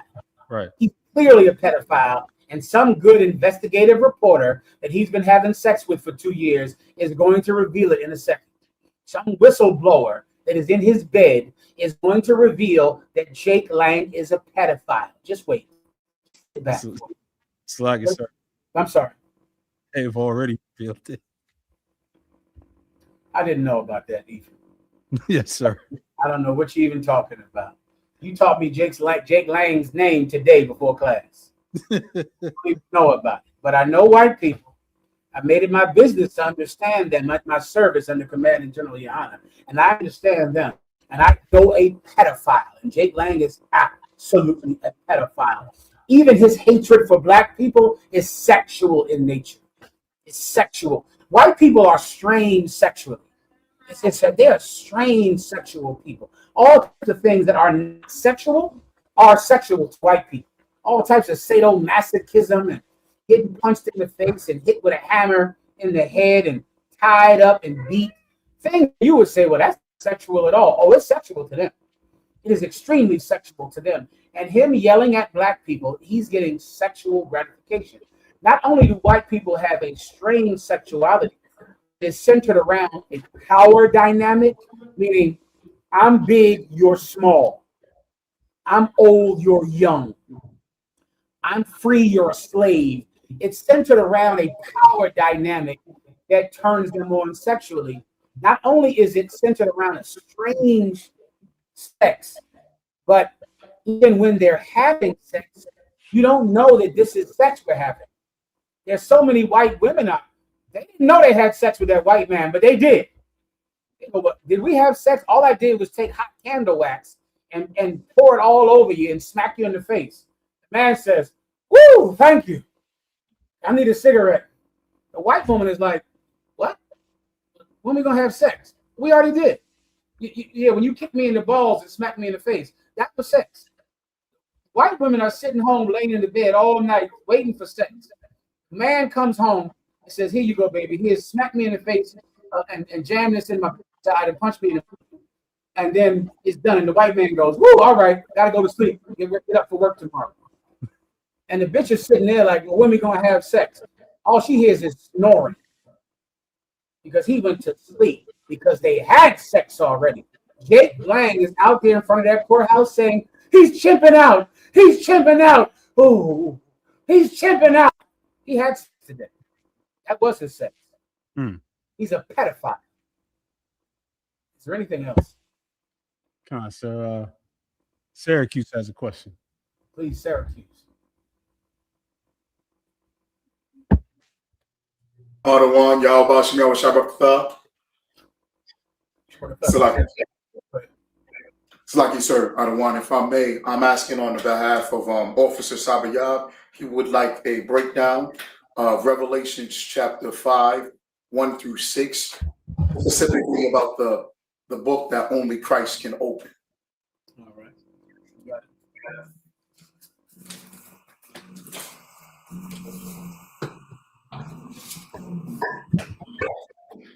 You better get to the topic too, Ephraim, right? No? Kind. That's what I was going to say next, sir. Okay, so. Go ahead, sir. God, sir, Revelation chapter 5, verse 1. And I saw in the right hand of him that sat on the throne a book written within and on the backside, sealed with 7 seals. The Apostle John is in prison on the island of Patmos, and he's having visions. He's sleeping at night. He's poor. He's starving to death on some island. He's having visions, writing them out on parchment that he has, and then writing them on the cave walls. Right, and in the vision, he sees the book. So that's what you want to first remember, that this is a vision. This is not a literal book, but it's a vision about something that is spiritual. He sees a book. Go ahead. God, sir. Verse 2. And I saw a strong angel proclaiming with a loud voice. So this angel looks physically strong. Keep going. Who is worthy to open the book? The angel says, "Who is worthy to open this book?" He's yelling throughout the entire earth, under the earth, above the earth. Who is worthy to open this book? Go ahead. And to loose the seals thereof. The book, and many books at this time, this is back when books were very expensive to reproduce, very expensive. So a person would have to handwrite the Bible. He had to, back a long time ago, monks would sit and spend their entire life simply handwriting with a quill pen the Bible. And of course, when they're done, they would put leather straps on the Bible so it could not be opened because it was so expensive and time consuming to reproduce the Bible. This book is sealed up with 7 seals.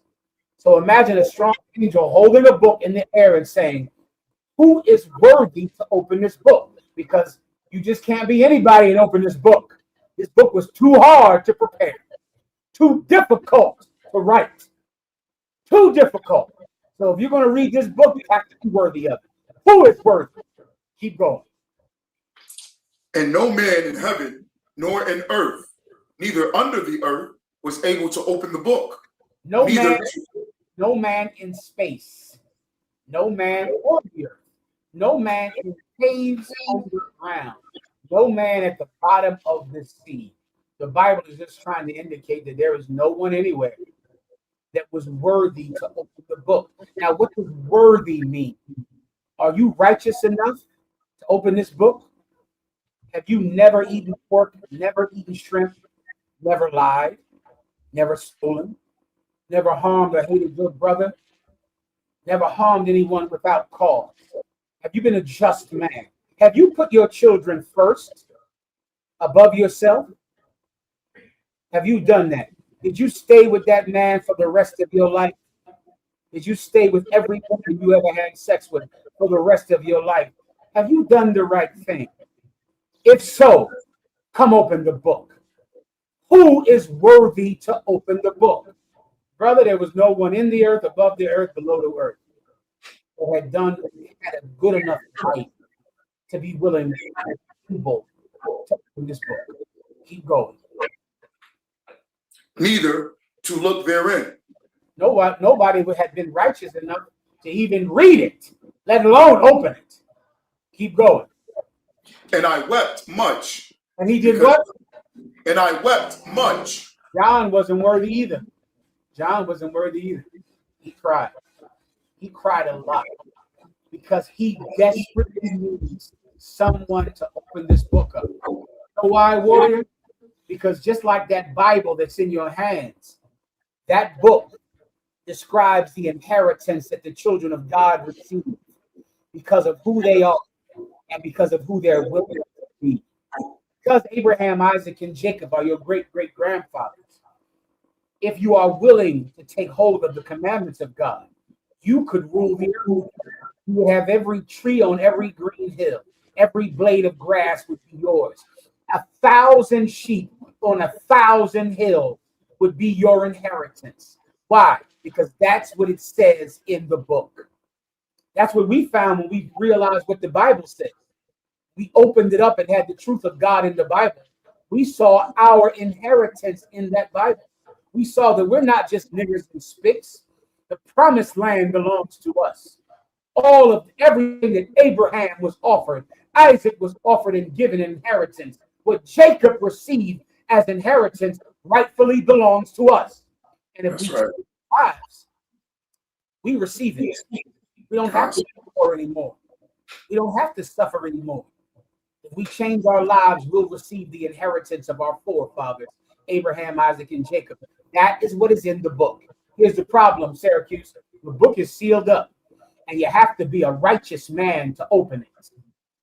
John cried because there were no righteous men and righteous enough to open that book. Moses wasn't. Moses wasn't righteous enough. Moses didn't even make it into the promised land. He wasn't righteous enough. No prophet, the prophets of God were killed. They weren't righteous enough. No one was righteous enough. So for the Israelites, the chosen people of God, blacks and Latinos, to be able to hear their true inheritance, to receive their true place on this earth. Nobody could open it, so it could never happen. Keep reading. Because no man was found worthy to open and to read the book, neither there to look thereon. Verse 5. And one of the elders saith unto me, weep not. Behold, the Lion of the tribe of Judah, the root of David, have prevailed to open the book. And to look. What a beautiful God, sir. Don't cry. Don't cry. It's okay.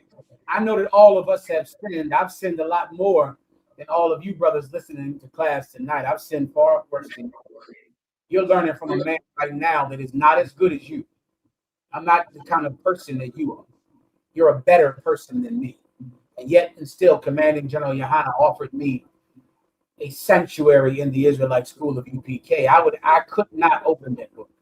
I wouldn't be worthy. But I don't have to cry anymore.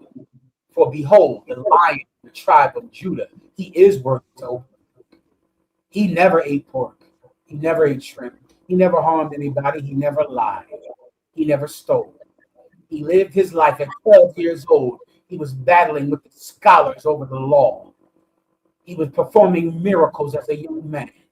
He went out on the street and taught and suffered and died for a people that hated him.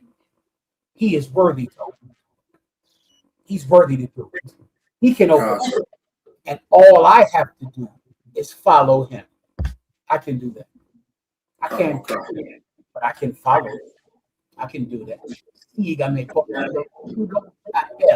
You follow us because we follow Jesus Christ. That's what we do. We follow him because he is worthy to open that. So now what happens? Now the book is open because the Lamb of God, the Lion of the tribe of Judah, opened it. Blacks and Latinos are the true Jews of the Bible. Blacks and Latinos are the true Jews of the Bible. Blacks and Latinos receive the kingdom of heaven. Blacks and Latinos will own the planet Earth. Blacks and Latinos will decide who lives and who dies. They will be the government. They will be the jury. They will be the judge. Now that can be performed. And that is the kingdom of heaven, brother. That is the reason that we're here. That's why we do this work. That's why we follow him, because he was worthy to open that book. That's the point. Kawada, sir. Kawada, sir. Kind of one card.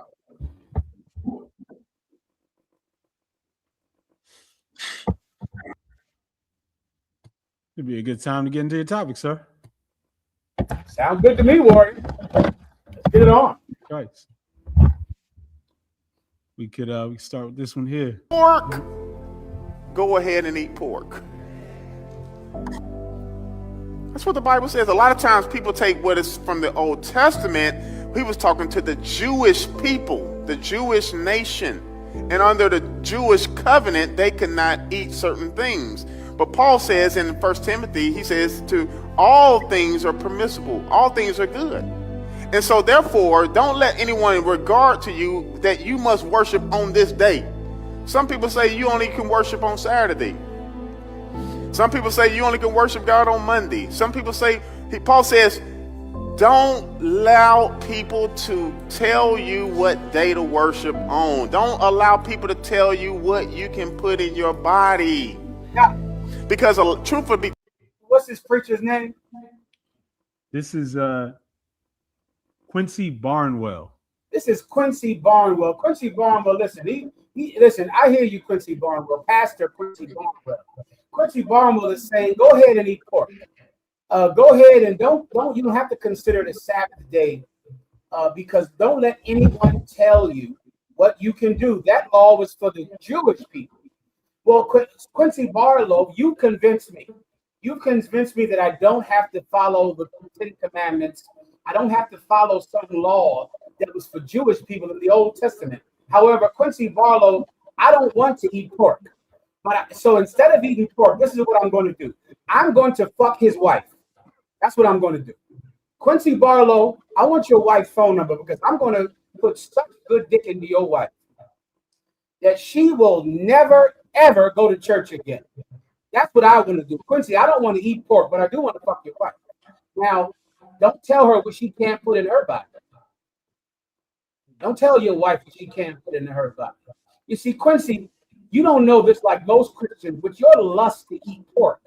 You don't know that by saying that the Old Testament and the laws in it are simply the laws for Jewish people and we don't have to keep them, you think in your mind you are only permitting people to eat pork.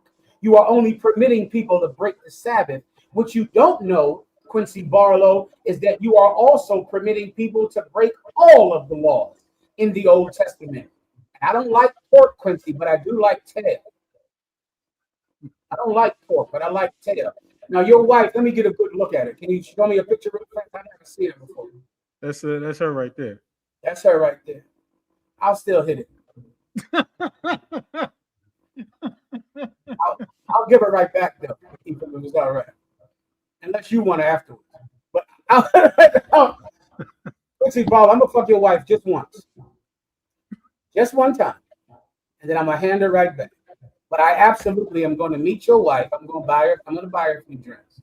Let me see. Your wife looks like she likes to have a drink. And I'm going to fuck Quincy Barlow's wife. And Quincy Barlow better not say anything about it. He better shut his mouth about it. Because I'm not bound by some Old Testament law for Jewish people. Give me the law against adultery. Give me the law against having sex with another man's wife. Give me that. Let me see that. It better not be in that Old Testament either. Ooh. It better not be in there. So Quincy, what's his wife's name? I'm not sure his wife's name, sir. Okay, fine. Quincy, call me. Y'all, come on, talk to me. Y'all my man. Y'all my man, Quincy Barlow's wife. Y'all my man. Talk to me. Give me a call. Y'all my man. Give me a call. I'll fuck you one time. It'll be the only time you ever really got fucked in your life. That'll be it for you. That'll be this. This will be that. Then I'll have to give you right back to Quincy Barlow, the pastor. That's that. You stupid Christians. Your lust to eat pork is so great that you would sanction every other crime that God told us not to commit in the Old Testament. Don't you understand that? Are you the man that can eat pork can also commit adultery? The man that can eat pork also can steal. The man that can lie, the man that can covet, can also have sex with Quincy Barlow's wife, who I can look at her and tell has never had an orgasm ever. That's one of my gifts, Ephraim, to look at a woman and know if she ever has orgasms. It's like a spidey sense. You know what that is? Yes, sir. It's like a spidey sense that I have, and I can just tell. This is a sexually frustrated woman. She's sitting there laying next to Quincy Barlow. She's never had an orgasm at all. Sister, stand by, because I heard the pastor tonight, and I'm going to fuck Quincy Barlow's wife. I'm going to sit on a mission to go do it. Now, I'm sure Quincy Barlow will not tell me that that's wrong. I'm sure Quincy Barlow will never say, well, brother, you can't do that. Why can't I? Why not? Right. There is no law in America against fucking Quincy Barlow's wife. There's no reason. The only reason not to do it would be this. Give me the law in the Old Testament, please.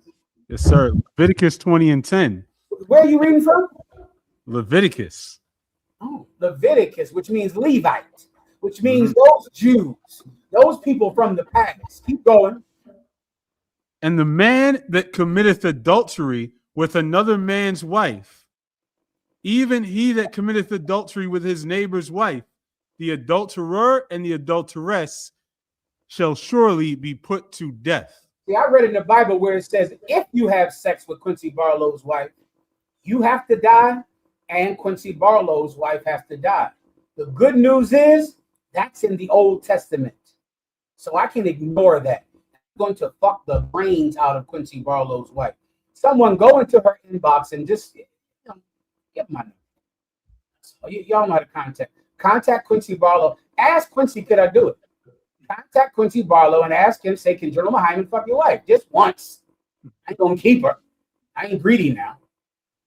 Just gonna do it one time, and that's that. And then I'll walk away, and y'all can have a good family and keep loving each other. Because I don't have to obey that law that says I can't, because that is in the Old Testament. I don't have to obey that. Quincy Barlow, here's the good news for you.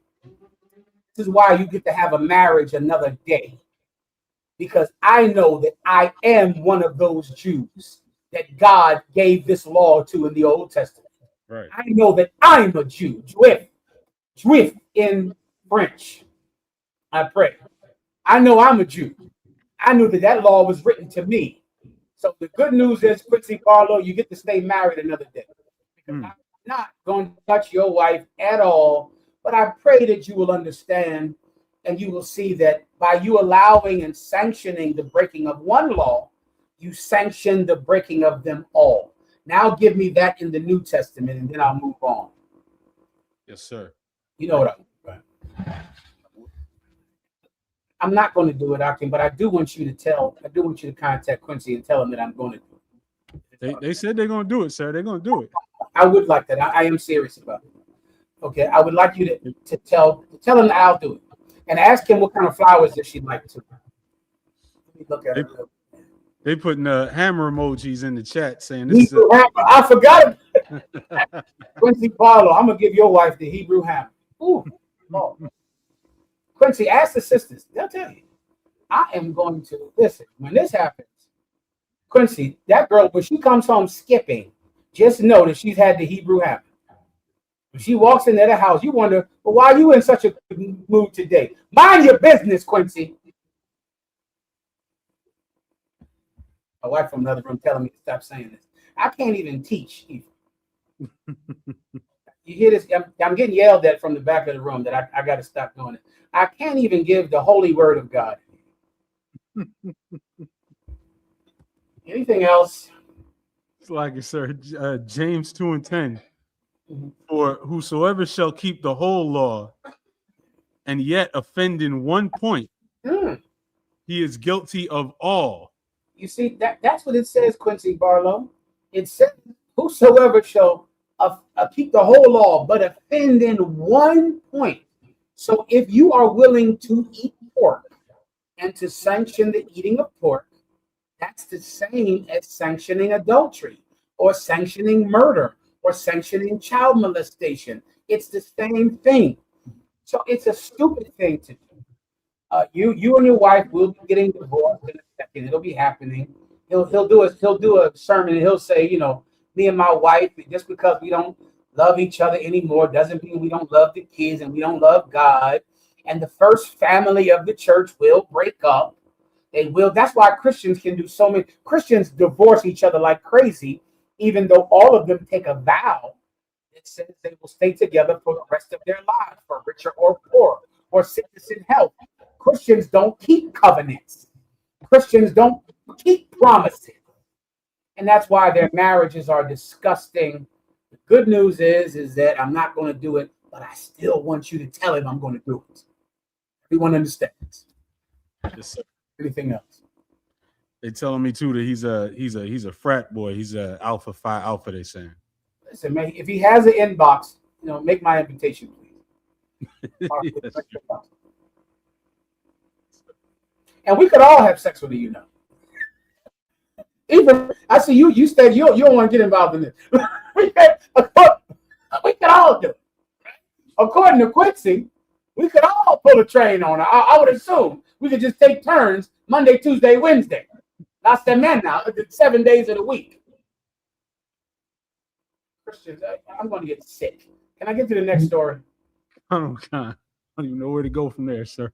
We got an ongoing protest at the Delaney detention facility in Newark, New Jersey here.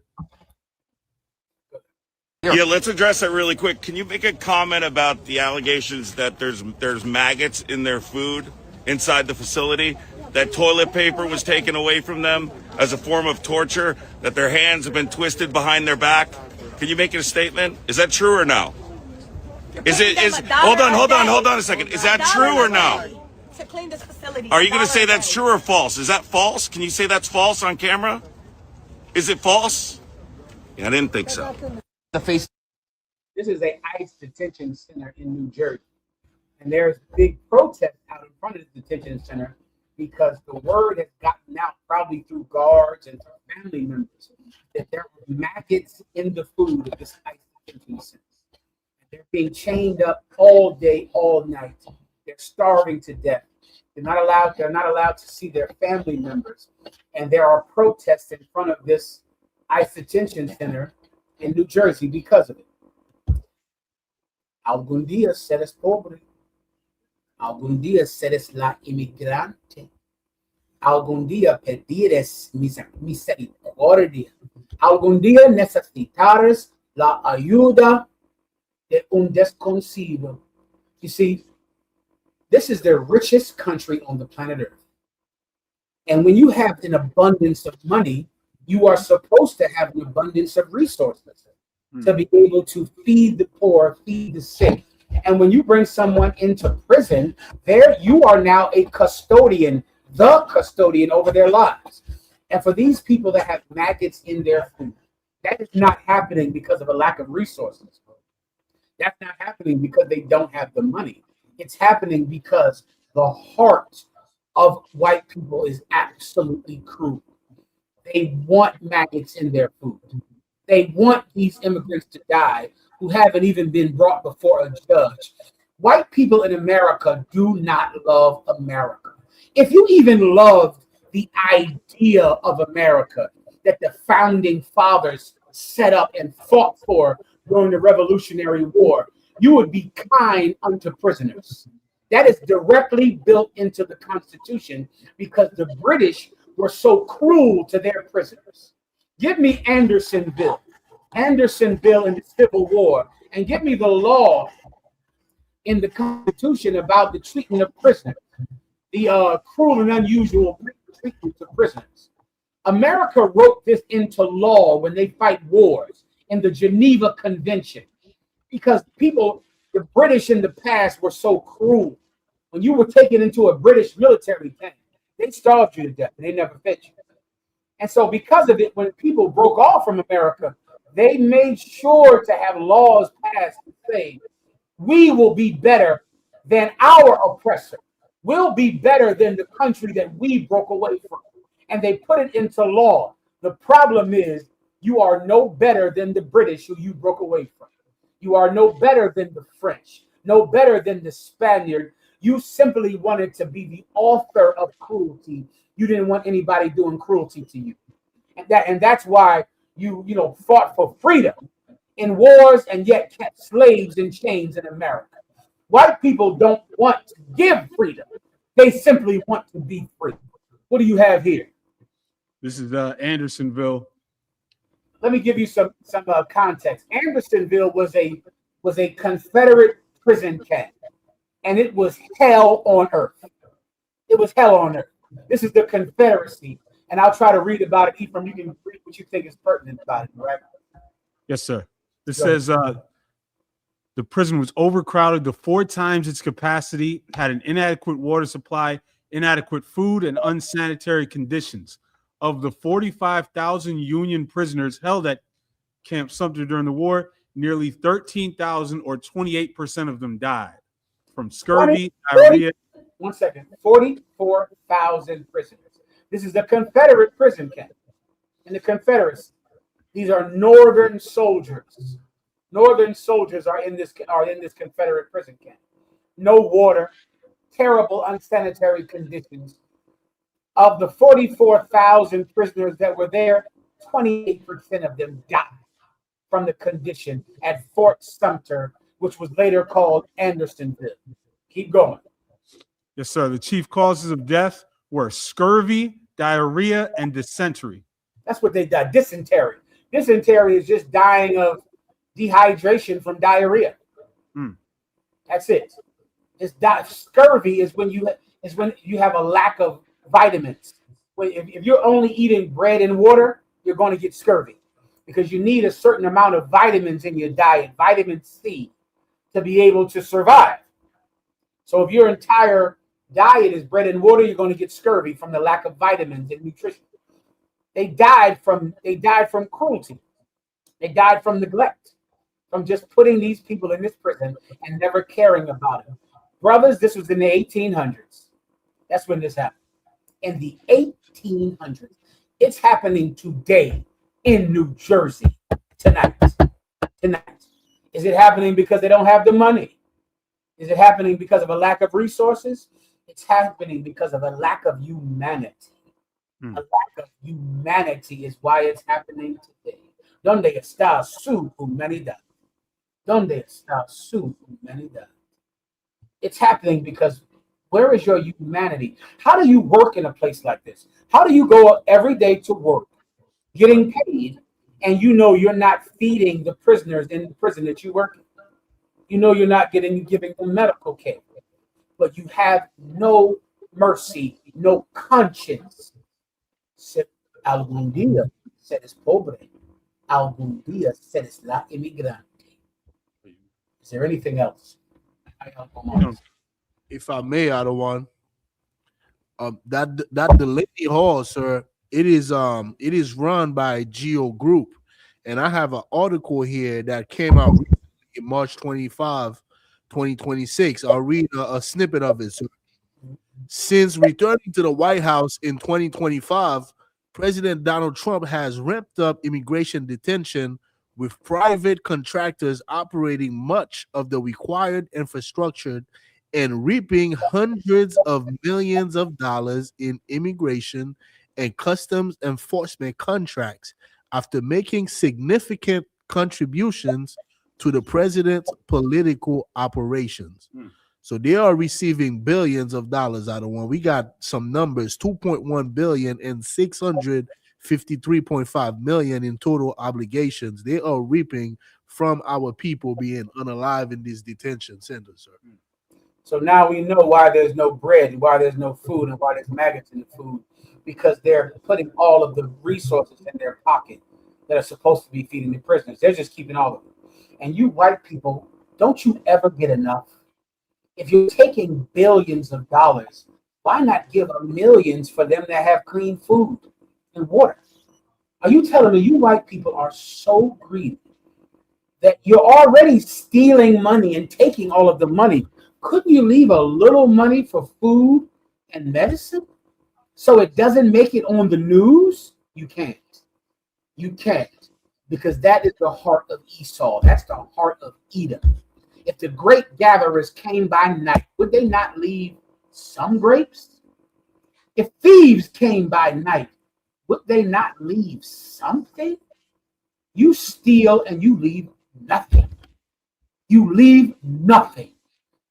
We need new rulers of the planet Earth. And I think even white people would agree with us.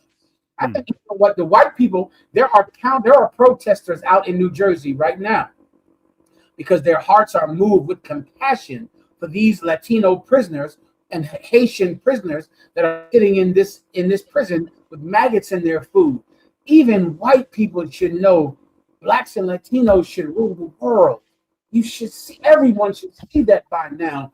The world, prisoners would receive kindness. White people, when you're in our prisons, we will feed you. We're going to feed you. We're going to give you proper medical care. You're going to pay for your crimes, but we're not going to starve you to death. We're not going to withhold medicine from you. Even white people should know that blacks and Latinos will take better care of humanity than white people have. Is there anything else? Concept that flows so perfectly into the next story. $1.4 billion. That is what the New York Times puts how much Trump has profited thus far from the presidency. There's no question. You can look at his net worth, how much it has increased dramatically. It's just over time. in the time that he has been president. You only talk about it has, yeah, because it has increased. Yes. In the last year alone, President Trump has made more money than he made in his entire life. That's right. How old is Donald Trump? Donald Trump is 100 years old or something like that. Donald Trump made more money in 1 year than he did in his entire life. The man is 80 years old if he's a day. He is stealing. He simply got this job to steal every penny from the American public. Every penny from the treasury, every penny available. That's why he's making up construction projects to do in Washington, D.C., draining out the damn reflection pool in front of the Lincoln Memorial, putting up giant buildings and giant wrestling matches in front of the White House, simply to create a way, a path to funnel every penny from the treasury into his bank account. The man made more money in a year than he did it in his entire life. That's why there's maggots in the food at ICE detention centers, because they're stealing every penny, and they can't even curtail their lust enough to say, let's leave a little money for food. Let's just, we're making all the money, we're stealing it all. You know what? Keep 1,000, keep 500 to buy a broccoli, to buy something. Let's not make ICE detention centers like Fort Sumter in the 1800s, where prisoners died from malnutrition. Let's try to, make America something like people's idea of what America is. I have a feeling that maybe people are waking up to the lie of American exceptionalism, of American mercy, of American inclusivity. I have a feeling that the American dream, everyone is finally waking up from the American dream. Blacks and Latinos, we've been telling people about this forever, and people thought that we were complainers. People thought that we were just simply complaining and always protesting, always yelling. No one believed us. No one believed Commanding General Yohanna. Finally, people are waking up from the American dream. It's about time. It's about time. There are maggots in the food. Anything else? Yes, sir. I don't know what to think anymore. I don't even trust my own intuition when it comes to politics, because I thought things were going to be so different, and I got fucking duped. Nobody knows anything about anything. Who is it? This This is is one of Sean the themes. Ryan, who's a former Navy SEAL and CIA operative, who is he was one of Donald Trump's biggest supporters, because he's a big, tough white man with guns, and this is Donald Trump's base. Sean Ryan is now saying, I can't even trust my own instincts. No shit, you stupid lunkhead idiot. Yeah, you can't trust yourself because you're an idiot. Let me tell you another thing. Right now on the internet, you're going to hear about all of the former supporters of Donald Trump that are shocked and stunned that Donald Trump is an actual thief, liar, and a pedophile. ¿Por qué estás sorprendiendo? ¿Por qué estás sorprendiendo? Why are you so surprised? Why are you so shocked? Are you telling me you're stunned that Donald Trump is withholding the Epstein files and giving Aileen Maxwell a upgrade and putting her in a cushy, nice minimum security prison because she shut her mouth about how Donald Trump allegedly raped a 13-year-old girl? This information was out before the election. You saw the pictures of Donald Trump dancing with Epstein before the first election. You saw January 6th. You saw Donald Trump's supporters storm the Congress, break the windows, and assault police officers. You voted for him again. And now, when he cripples the economy and invades Iran because the Israelis forced him to do it, that's coming from the Secretary of State. The Secretary of State said the Israelis are the ones that bombed Iran and told us they were going to do it, whether we liked it or not. So we had to help them. Now you're shocked. Let me tell you something about Donald Trump. Donald Trump is exactly who we thought he was. He is not a surprise. There is not one thing that has happened with Donald Trump that is surprising. He put his name on everything in Washington, D.C. Everyone knew he was going to do that. He was Epstein's best friend. Everyone knew that before he was elected. You stupid, lumpy, pedophile white men. You were surprised porque están sorprendiendo. You were so surprised. Porque estás sorprendiendo. You were so shocked that Donald Trump is a big city thief. You shouldn't make decisions. Let me tell you something else about white men. You're too stupid to fly airplanes, and you're too stupid to choose president. You're dumb. You white men are stupid as hell and dumb. You can't fly airplanes. You crash an airplane every goddamn day, and you are too dumb to choose president. Let me describe for you a better nation, a more perfect union. Under commanding General Yohana, we would have a nation where white people were not allowed to vote. Hear me out. White people have been choosing who is in elected service since the Greeks. The Greeks invented democracy. White people are terrible at choosing a leader. White people are too gullible. You know what white people are? White people are easily flattered. You can placate to them. If a Republican Democrat goes to a barbecue and rolls up their sleeves, white people will vote for them. Because if they go to a barbecue and rolled up his sleeves, they'll go, he's one of us. White people, how many times have politicians lied to you throughout the years, and then he gets in office and you go, boy, I thought he was really going to help us. Boy, he told us he was going to help us. He told us he was going to save the farmers. He told us he was going to work for the common man. Politicians are always fooling white people. White people. Here's the obvious solution. White people should not be allowed to vote. Only blacks and Latinos should have a say in who the government is. Because blacks and Latinos are swift enough. We're cunning. We think on our feet, and we know bullshit when we hear it. You white people, you eat bullshit. You can't help it. If the man puts on a cowboy hat, you're going to make him president. If he puts on a cowboy hat, he's going to become president. He tells you what you want to hear. White people do not know when people are simply telling them what they want to hear, because white people are too vain and conceited to be able to not listen to someone that is seducing them with just regurgitating an opinion that they know white people like. You're just not swift to gaining white people. You're slow, you're squares. White people are a nation of squares. You should not vote. Under our administration, white people would be denied the right to vote. Under the administration of Jesus Christ, we would deny white people the right to vote.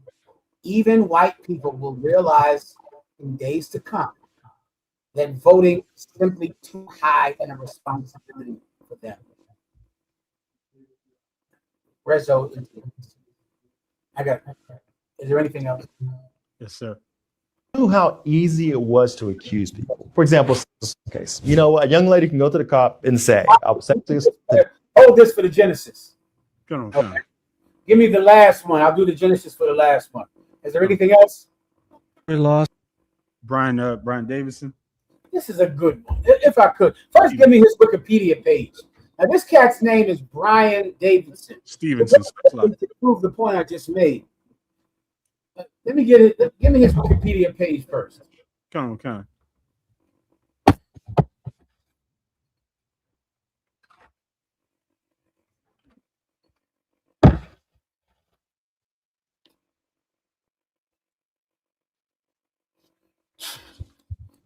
Read this real fast. I can't quite see it.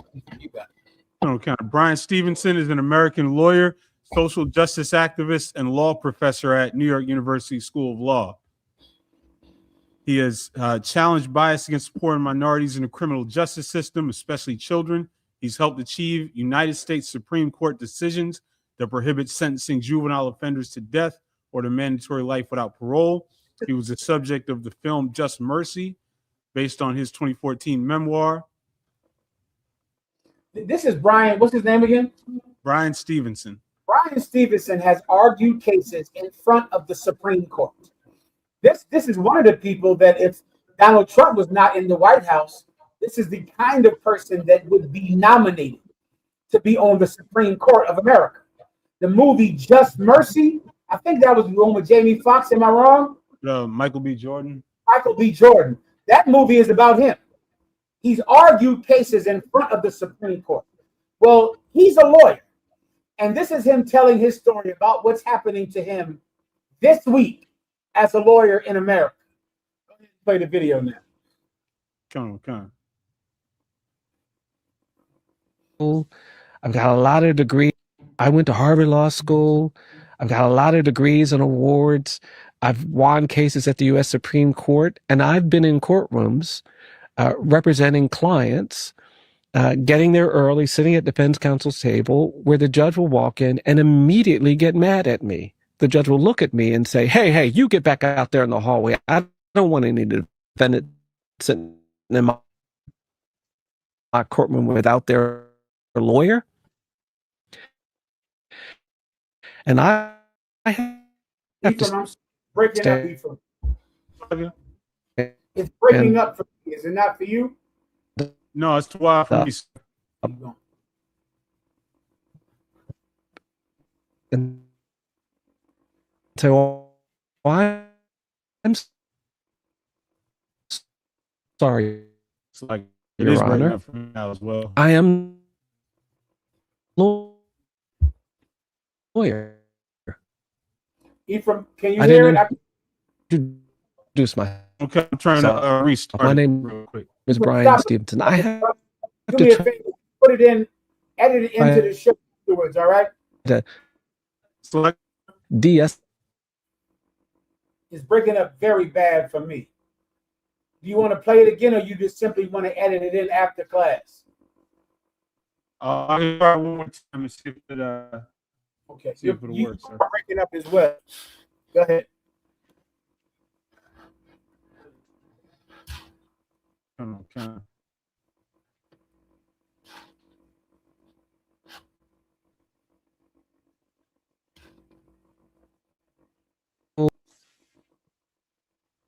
I've got a lot of degrees and awards. I've won cases at the U.S. Supreme Court, and I've been in courtrooms representing clients, getting there early, sitting at defense counsel's table, where the judge will walk in and immediately get mad at me. The judge will look at me and say, hey, you get back out there in the hallway. I don't want any defendant sitting in my courtroom without their lawyer. And I have to stand up and say, well, I'm sorry, Your Honor. I am the lawyer. I didn't introduce myself. My name is Brian Stevenson. I have to try to de-escalate this situation. And I was doing that recently. I was in a courtroom in the Midwest, and the judge started laughing, but it wasn't an apologetic laugh. And it kind of angered me. And the prosecutor started laughing. They thought it was so funny. And I was sitting there getting angry. And then I thought, oh no, Brian, you can't get angry. You need to smile. You may need to laugh. And I felt that way. I thought that way because my client was not going to be able to leave that county. I was able to leave that county and never come back based on the way I was treated if I chose to do that. But my client was going to have to stay there. So when they were laughing, I smiled. And then I eventually chuckled. Client came in, we did the hearing. But I remember sitting in my car after that hearing thinking, wow, here I am, this middle-aged black man. I'm in my best suit. I actually argued the case at the Supreme Court that we were trying to implement. I've got all of these degrees and awards, and I'm still required to laugh at my own humiliation to do justice for my client. That's not right. That's not fair. And I'm getting old enough to know that when you have to constantly navigate presumptions of dangerousness and guilt because of your color, when you have to tell your children how to survive a police encounter, what to do and what not to do, how they can't do the things that their white friends can do because they're going to be burdened with this presumption, when you have to constantly navigate this world, it's exhausting. And I want something better. I want something better for everybody. And that's why the commitment to truth-telling, the commitment to building institutions that help. Let me try to explain this to my white friends out there, which many of you will not understand. I don't know if black Christians can even understand this. At America's best, if America is giving their best effort, they will consider blacks and Latinos a protected class in America. You absolutely will support affirmative action that gives black people preference in hiring, that gives Latinos preference in hiring. You absolutely will make sure that in a jury system, when it comes to judges, when it comes to governments, you will always give blacks and Latinos preference. Black people and Latinos should be a protected class in America. Recently, the Supreme Court struck down redistricting when they would figure out a way to make a section of a state a black section so that black people could have a black congressman, so that black people could have a black senator, so that Latinos could have a congressman, even if it was disjointed, even if they weren't close to each other. They would gerrymander a district just to find a way to give black people their own black congressman, Latinos their own black congressman. When America is at its best, it is making blacks and Latinos a protected class in America. And white people hate it. White people voted in Donald Trump because they do not want blacks and Latinos to be a protected class in America. Here's the problem, white people. Blacks and Latinos must be a protected class in America because your cruelty leaves us in need of protection every day. We have to be protected from you. You have to find a way to give us preference in hiring, because if you do not, white people's racism will never give us a job. You have to find a way to make us the airplane pilots, to make us congressmen, to make us senators, to make us doctors. If not, your racism will make good pilots, better doctors go without having a career. Because your lust for hatred is so deep, it will destroy the country, let alone destroying yourself. Black people need protection from white cruelty. You need affirmative action. You need gerrymandering of districts to find a way for you to have power. You can't just do it fair and square, because white people will never let things be fair and square.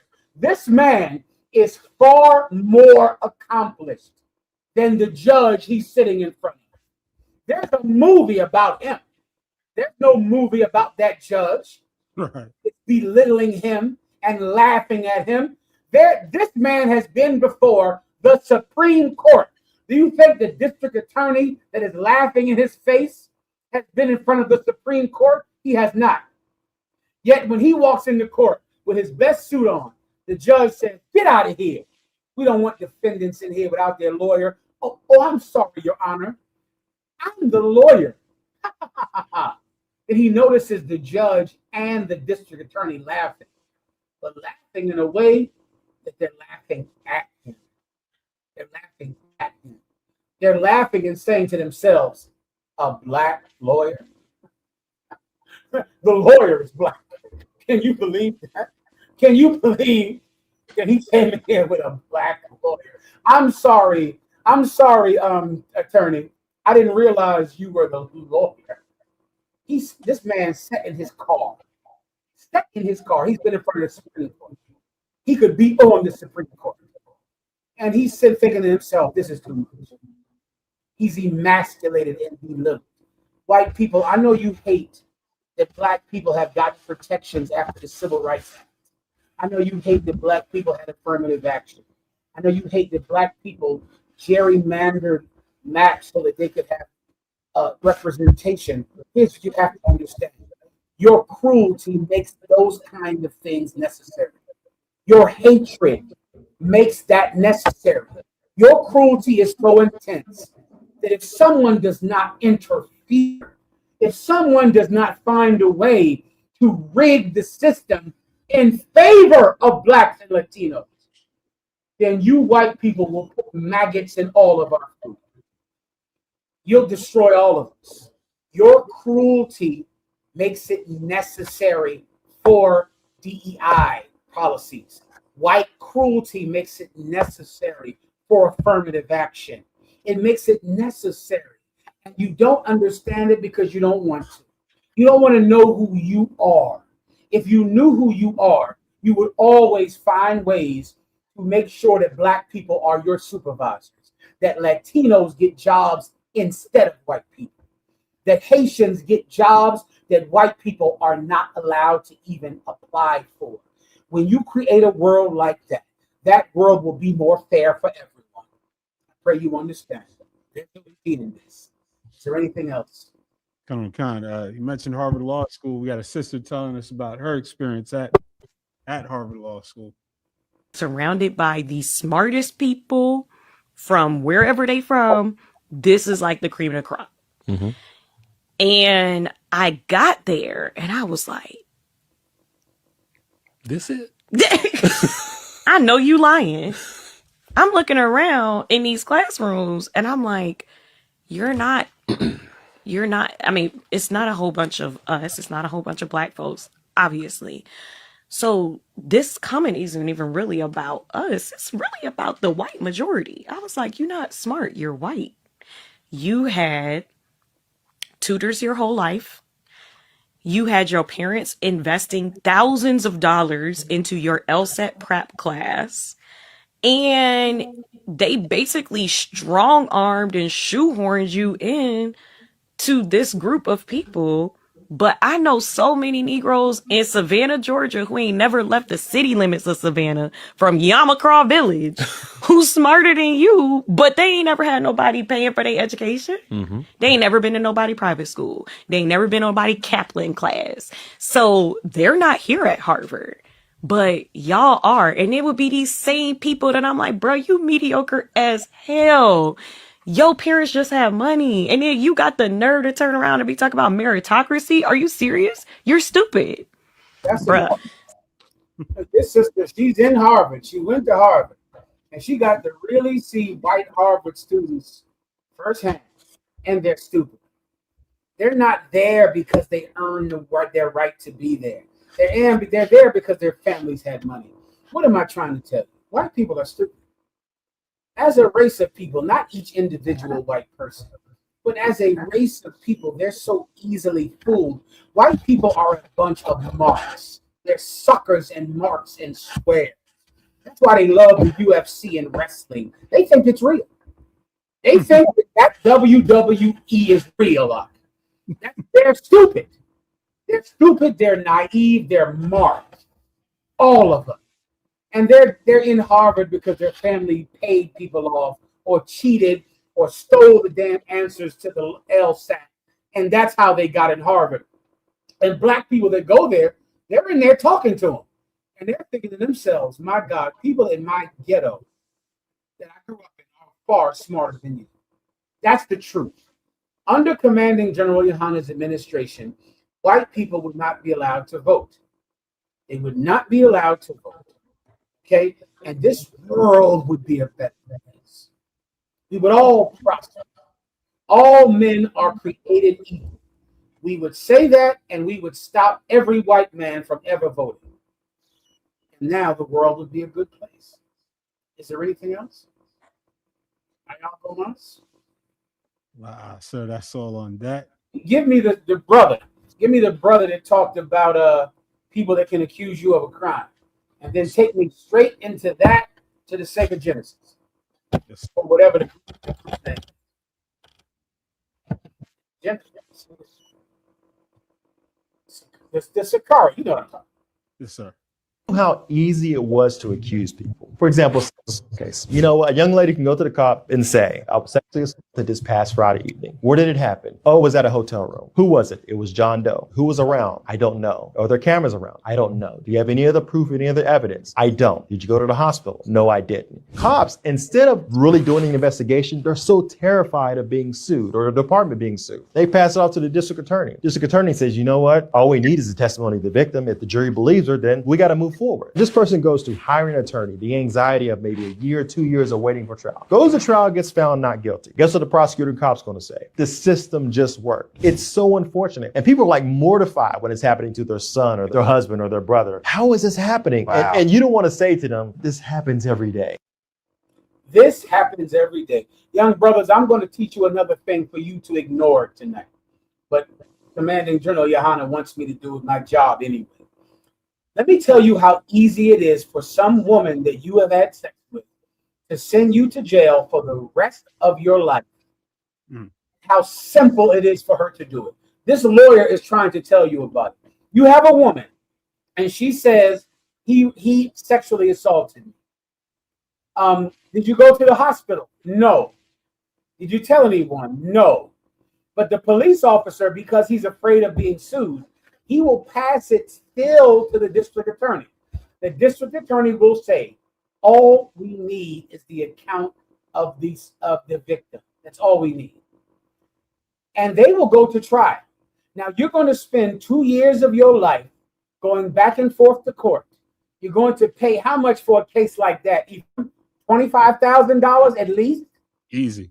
That's going to cost you $25,000 at least to pay for an adequate lawyer to keep you from going to jail for 25 years. Because if you are convicted of rape simply because she said you did it, you're going to jail for 25 years.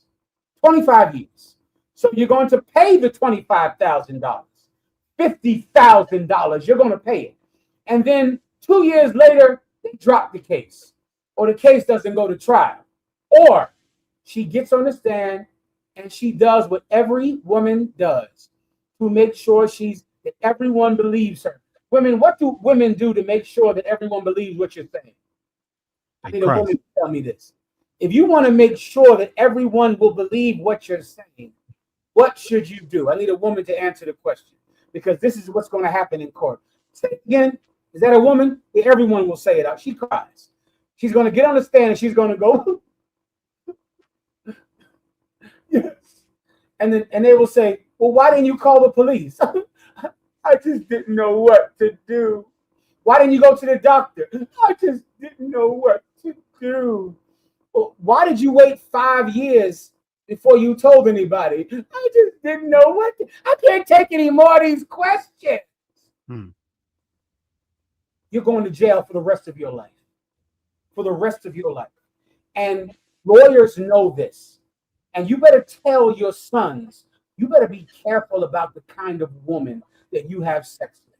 Because that woman that you think you can just simply have sex with and have fun with, that is the woman that's going to send you to jail for the rest of your life. Let me give you another thing.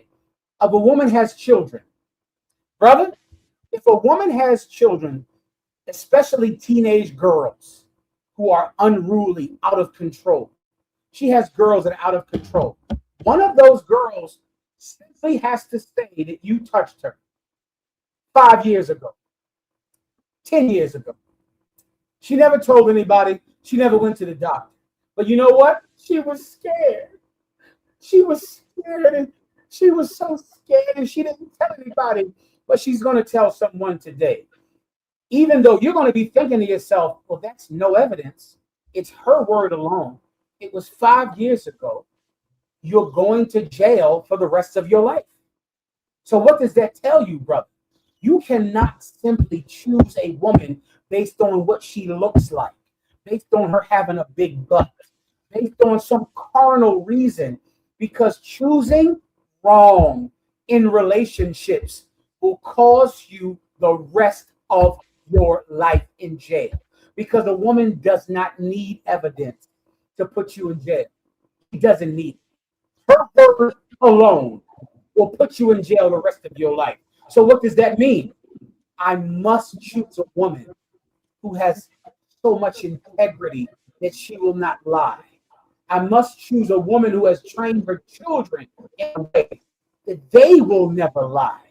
Because if I walk into a home, a stranger going into this home with a teenage daughter who's promiscuous and who lies and who's on drugs, a son who lies, who's on drugs, a woman who has no morals, a lie from either one of these people puts you in jail for the rest of your life.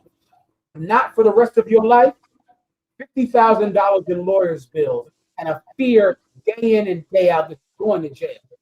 And that's the good part, because in many cases, you are going to jail simply because a liar said you did something that you didn't do. A lawyer just said that. I just played you the video. She doesn't need evidence. Why am I bringing this up? Play me the Sega Justice video, please. Got a couple of audio clips that were released of recorded phone calls of the brother, the leader of Genesis, speaking to his wife. The name of the group is Genesis. Slag, sir. The name of the group is Genesis. Come on. But this is the same as the Sakari. So this shortly before Sakari fell apart because Gorilla Hebrew was exposed for, having his wife peg him. Right before that happened, his basically two right-hand guys left and started Genesis. Two of them left before the pegging, and they made a whole nother group. Just before the pegging. They made a whole nother group. Okay, go ahead, break it down for me because I'm not familiar with it. Tazar Yap told me about it in Command and General Yohana, but I'm not familiar with it. My apologies. So the two next most well-known dudes aside from Gorilla, they left and started Genesis, and lately Genesis is known for teaching that heathens can be saved. I got you. Okay, they teach that heathens can be saved, but it used to be in the Sakari. Now, do they teach the heathens can be saved? Lie. Okay, so they broke off from the Sakari. Usual thing, which is becoming more and more Christian, right? Now, the Sakari, are the Sakari still around? Lie. Oh, okay. All right, so then now, what about this woman? What's happening with this bro? So this the other day, she started coming out with video after video, exposing the way that he treated her, the way that he spoke to her, dealt with her, and then he came out and said that he was going to be stepping down after that came out. Surprise, surprise. So now he's leaving the Genesis. Khan. Okay, now play me what you got. Let's hear it. Yes, sir. Let's do it. Fuck it. Yeah. So I had a baby with Brandy. I didn't like her. Just like I want to have a baby with you and I don't like you. Okay, so let's keep this conversation going. Okay, that's fine. So let's just stay on the phone while I brutally, verbally abuse you. Let's just stay on the phone and do that. Let's entertain that. Whose choice is that? It's your choice. Why? I'm not choosing to be verbally abused. You're going back and forth. You can say, let's just get off the phone. You can say, let's talk about something else. But guess what? That's not you. You're a drama-fied bitch. That's what you Wow. All my shit. You did. The shit is already over. Okay, it's already over and done. There's nothing you can do about it. So why are you even saying it? Because you're doing it again, and you're still happy doing that. That's why. If I tell you to send me every dollar amount and you don't do it, I'm not fucking with you no more. Period. Look, and that's the problem that you have is that you can't understand the mentality that you have. I'm not a hoe. You're not my pimp.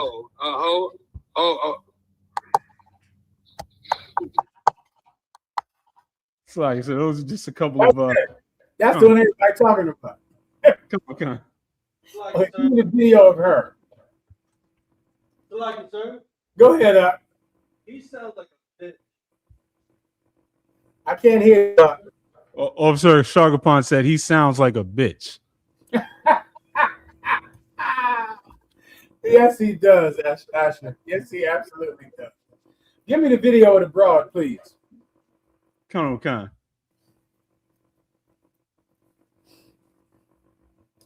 Okay, I think I'm getting the story. So now they're breaking up.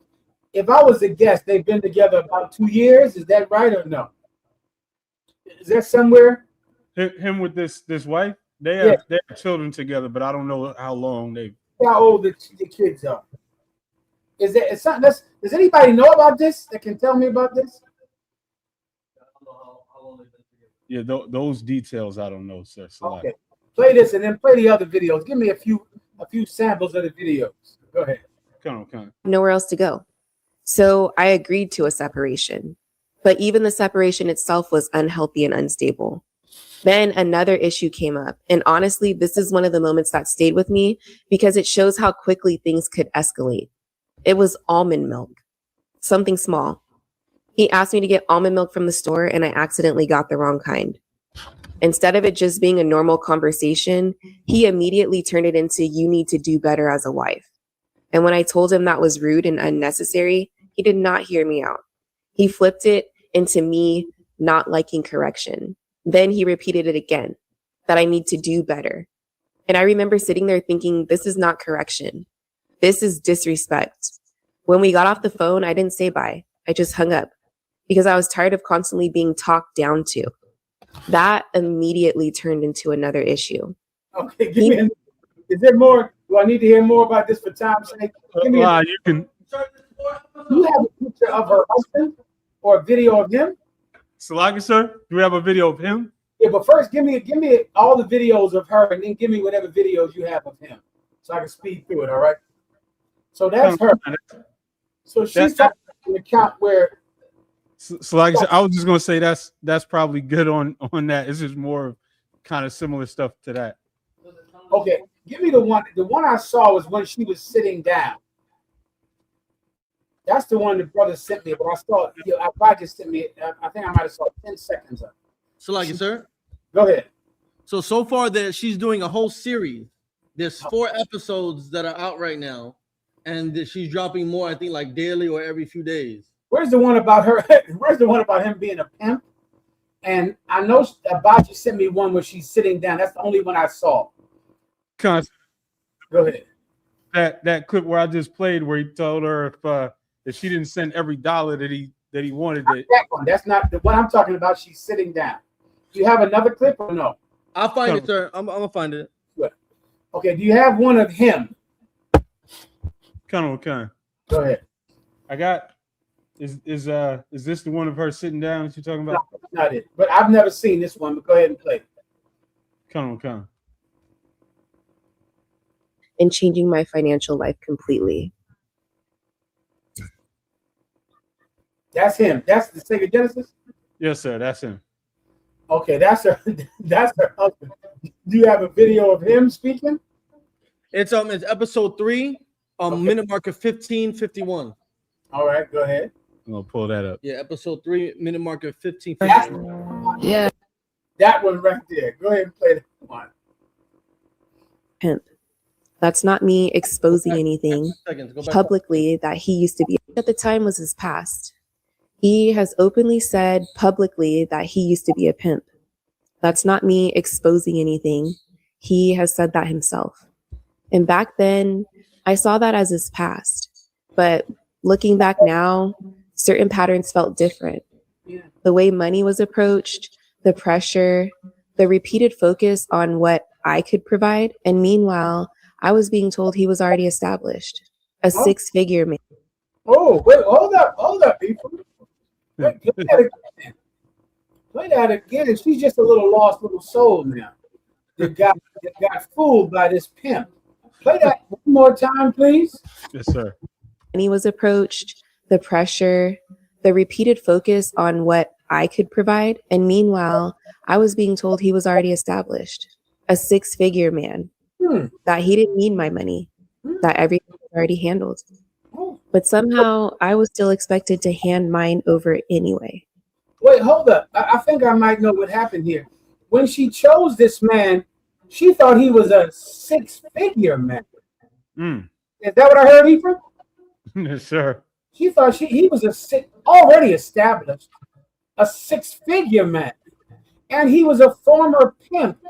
How long did you know? When did she find out he was a former pimp? Ephraim, the reason she married him is because he used to be a pimp. That's the reason she chose him. She chose him because he was a high value man. He was a high value man. He had 6 figures. He was established. Let me tell you women something and you brothers something, and be very careful, because you're going to spend 25 years in jail because you're so fucking stupid. A wicked woman is the reward for a wicked man. Let me tell you both something. The second Genesis is that man is a piece of garbage that no woman should ever marry. This woman sitting here, she is a piece of garbage that no man should ever marry. The only reason she married the Sega Genesis is because he told her that he was a 6-figure man. He was a high value man. And let me tell you something else. She knew he was a pimp. She knew he was a pimp, but now when it's time to break up, he used to be a pimp. He was a pimp in the past. Bitch, didn't you know he was a pimp when you met him? Didn't he tell you I was a pimp? Didn't he lead with that because he knew you would like it? He knew you would be attracted to it. Yeah, baby, I used to be a pimp. I'm well established. I have 6 figures. You stupid bitch, you fell for it. And then 2 years later, after you have a child with it, now it's time for you to be an investigative reporter and to reveal to the whole world that that man is exactly who the UPK told you he was. Let me ask you a question, bitch. Why did you join Genesis instead of joining the UPK? Why didn't you join us? You didn't know about One West. We got 6 Sugar Men. Anybody know? Who knows this broad? Don't y'all talk to her or something like that? Why would she have joined the Sakari instead of joining the Israelite School of UPK? Does anybody know?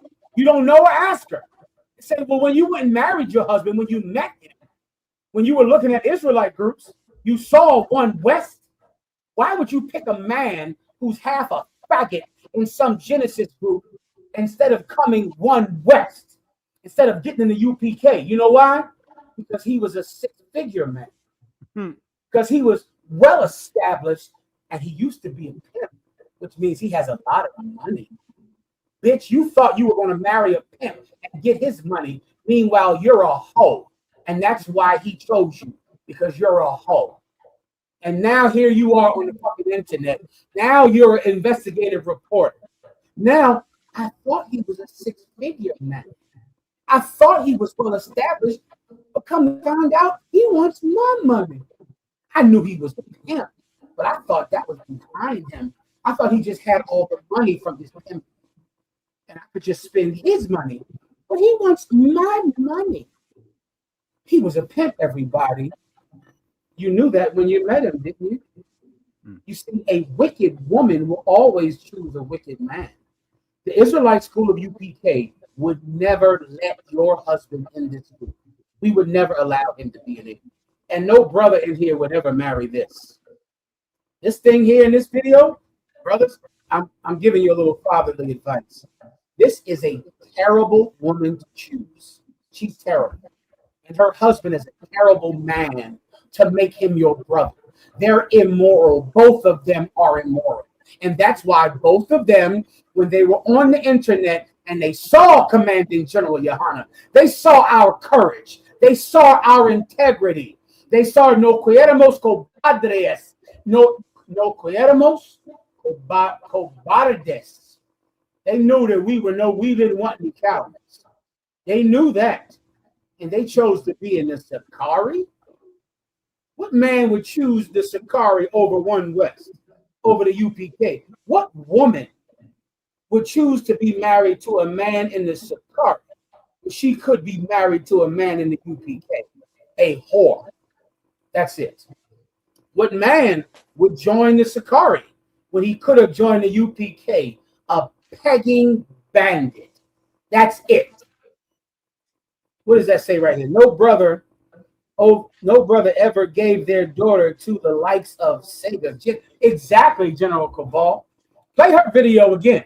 Play a little more. Play it from the beginning. Play with her making her expose. Let me try to help you analyze a woman so you can stop having sex with women like this, because they're going to ruin your life.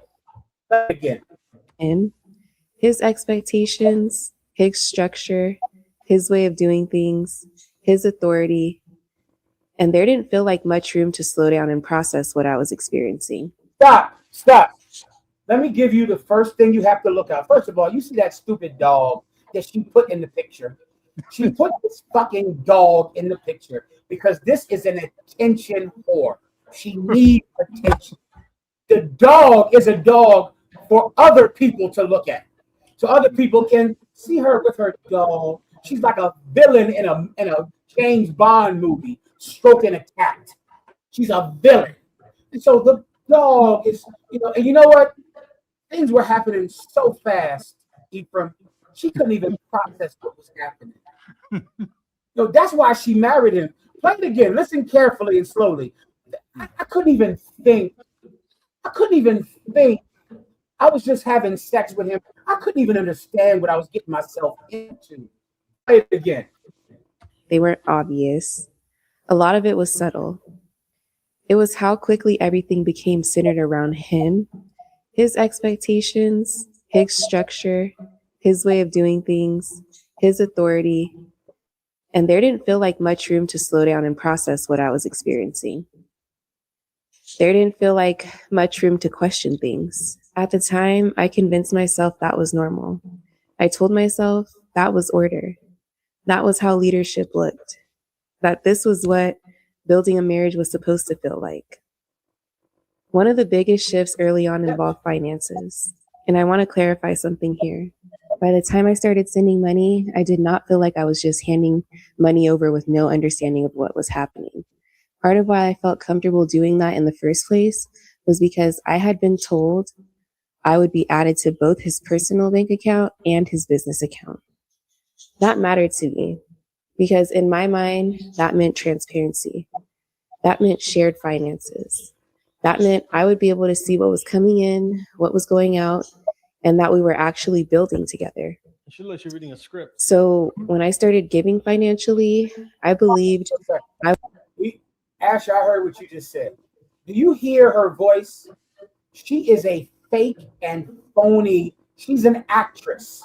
She's doing this to inspire pity. Brother, do not have sex with a woman that uses pity like a weapon. And there are women that do this. Well, woman, why did you marry a pimp? I hear you telling me he's a pimp. What made you have sex with a pimp? At the time, I thought that it was cohesiveness and transparency. At the time, I wasn't really thinking, and I thought we were building an LLC and we were going to have a business together. There are women that use their stupidity to gain mercy. And so no matter what they do, they make 1,000 mistakes. They do stupid things all the time. Now, the man, he's wrong because he's a man, but he's taking advantage of me because I just believe whatever anybody tells me. He told me it was for transparency. He told me he was a high value man. It's not my fault. I'm not guilty. I haven't joined a group where they're pimps and pegging people. I was just doing what he told me to do. I'm innocent, bitch. Shut up. You use your stupidity to gain mercy so you don't ever have to be guilty for making mistakes. You're never responsible. All right.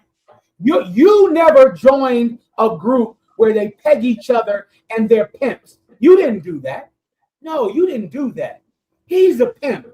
I'm just somebody that I just was listening and just doing whatever they told me to do. I'm not guilty. Everyone else is guilty but me. I'm too dumb to make decisions. You cannot be with a woman like this because she's going to do this in court. Do you understand me, Asher? Asher, you there? Come, sir. She's going to do this in court. In court, this same woman is going to say, Your Honor, what is she going to say in court? A woman that joins you, that gets a Hebrew name, that believes in everything you believe, has sex with you. And then when she gets angry, she's going to go to court and say what? Who knows? Who knows? Anyone? You better get ready. Read that again. Say that. Say that right there. He's in a cult. Your Honor, he hates white people. Your Honor, he's in a cult. Bitch, weren't you in the cult? Didn't you join? Well, I did join because he told me that he was already established. He told me he was financially secure. I didn't know what I was doing. I'm not responsible for my actions.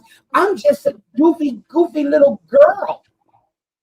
Don't marry some bitch that is so conveniently stupid.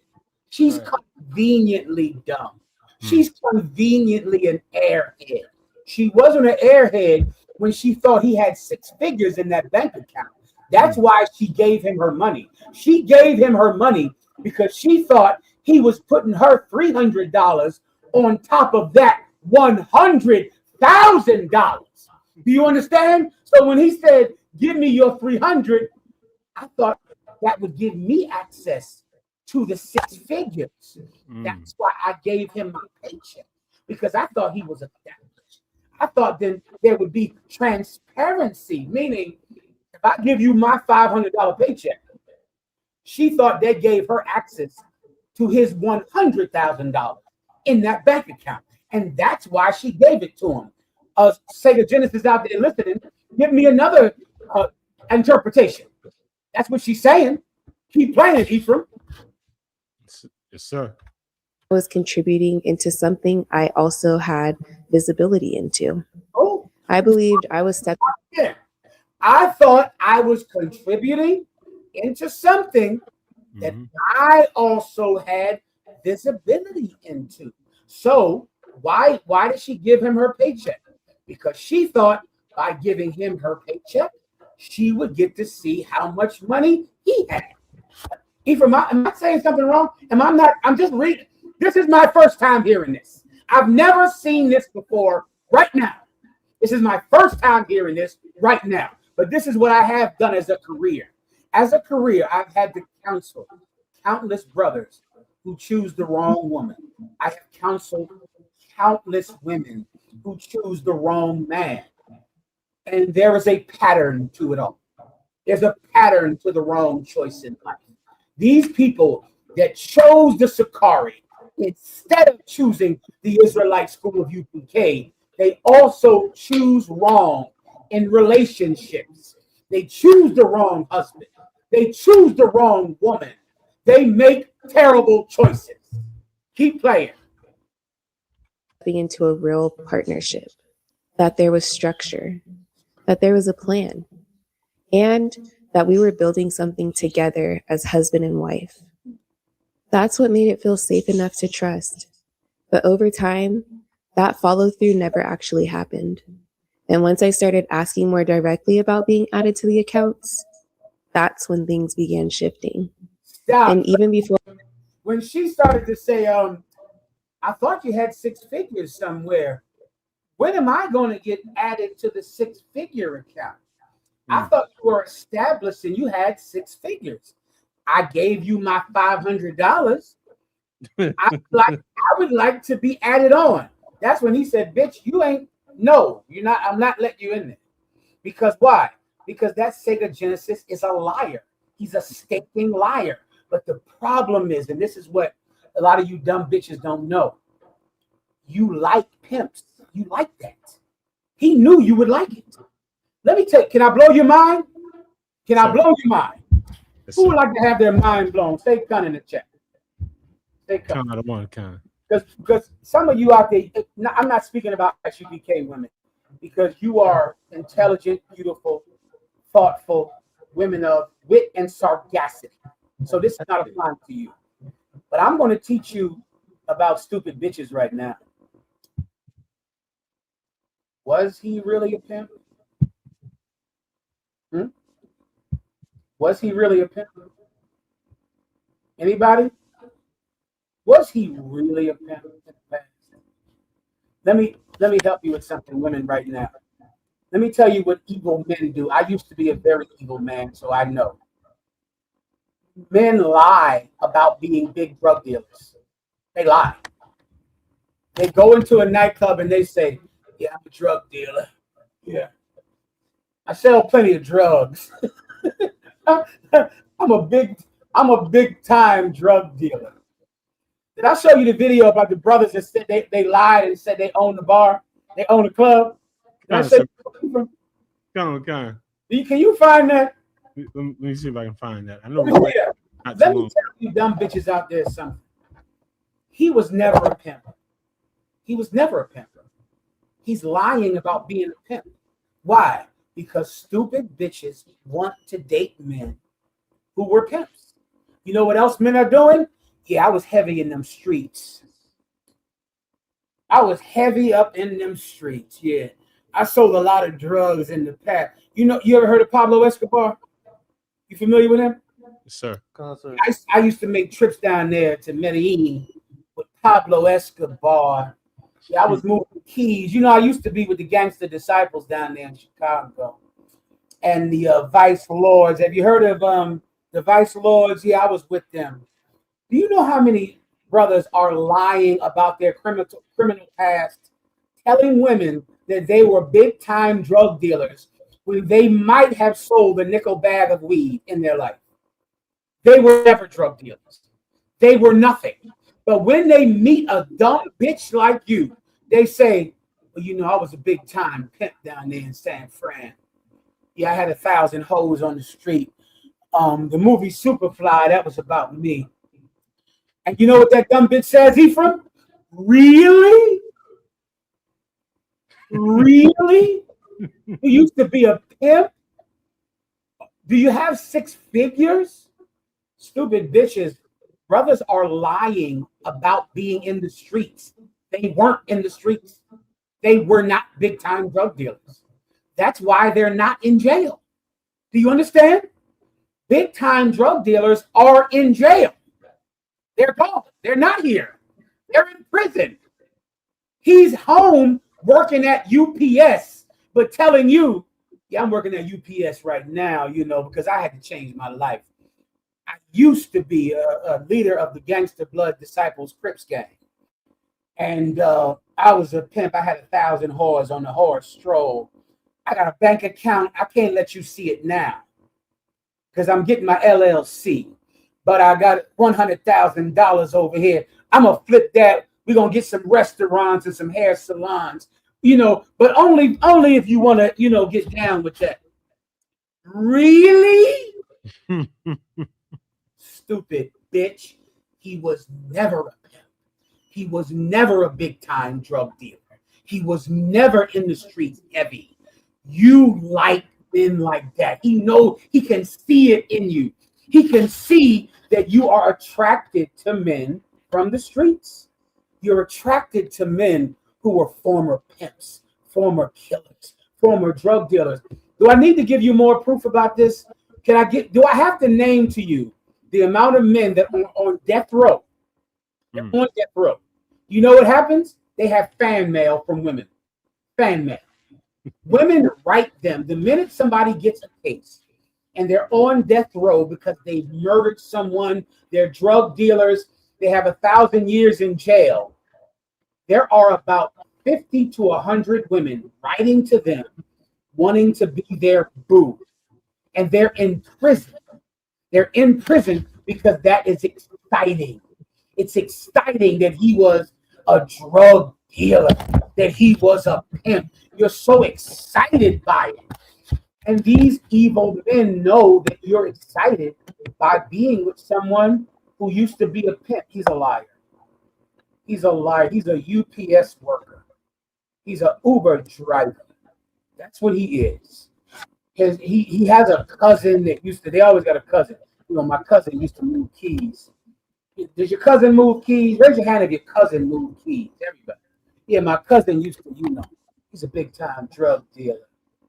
He's telling you this because you're a stupid bitch, and he knows he can get you if he lies about being a criminal. Do I have to move on with this? Am I telling you, brother, something that you never heard of before? Wow, sir. Is it blowing your mind? You've never heard about brothers doing this. Who has? Come on, just tell me. You've never heard about a brother lying, saying he was a big time drug dealer when he was not. Anybody out there?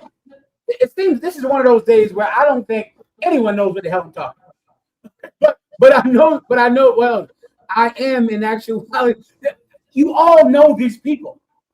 The gangster blood, yeah, they've all been in the gangs. Hey, what's your name? Yeah, my name is MAHAYAMAN. Yeah, I'm an Uber driver now because I had to get my life together. I used to be a gangster crip disciple of ISUPK, and my cousin, he had me running keys down there to Mexico. I said, Pablo, I can't keep doing this. Pablo, I can't come here every week. So I had to become an Uber driver. You want to be my girlfriend? Yeah. Yes, I do, stupid bitch. The reason you chose him is because he lied to you about being a pimp. He lied to you about having $100,000. He lied to you about this new business he's going to open up. He lied to you about being an Israelite. He lied to you about God. And that is why you chose him. Because you're just like him. Good enough for one West. Let me tell the women in the UPK stuff. ISUPK women, we would never have a bitch like this in our school. Don't worry. We love you. We love one West women. UK women. Uno oeste hasta la muerte. Uno oeste hasta la muerte. One West until the death. That is that. We love UPK women. Why? Because you're smart. Because you're courageous. Because you're kind. Because you look at things on a deeper than the surface level. Because you're full of wit and sagacity, charm and class. You're not some stupid, evil bitch that's simply looking for some financial come up in life. So you always date drug dealers. You always date pimps. You always date some street nigga who you think you can take his money because you think that you're so pretty and you can take all this money that this street nigga accumulated. Women in the UPK aren't like this dumb bitch right here. We would never have her. Never. We would never have her man. That old pegging, that old fucking faggot who lets people peg him and join the Sakari when he could have been a trooper under Captain Tazar Yak. Do you think we would let him come in here with his history of pegging? No. No queremos cobardes en nuestro campanero. No, we want no cowards in our camp. Solo hombres preparados para morir. Only men prepared to die. We don't want Sakari to come in our school. We don't want peggers to come in our school. We don't want whores and liars in our school. Solo hombres preparados para morir. That's that. I pray you understand. Eso entiende. Is there anything else? That's all, sir. She wanted to pimp him.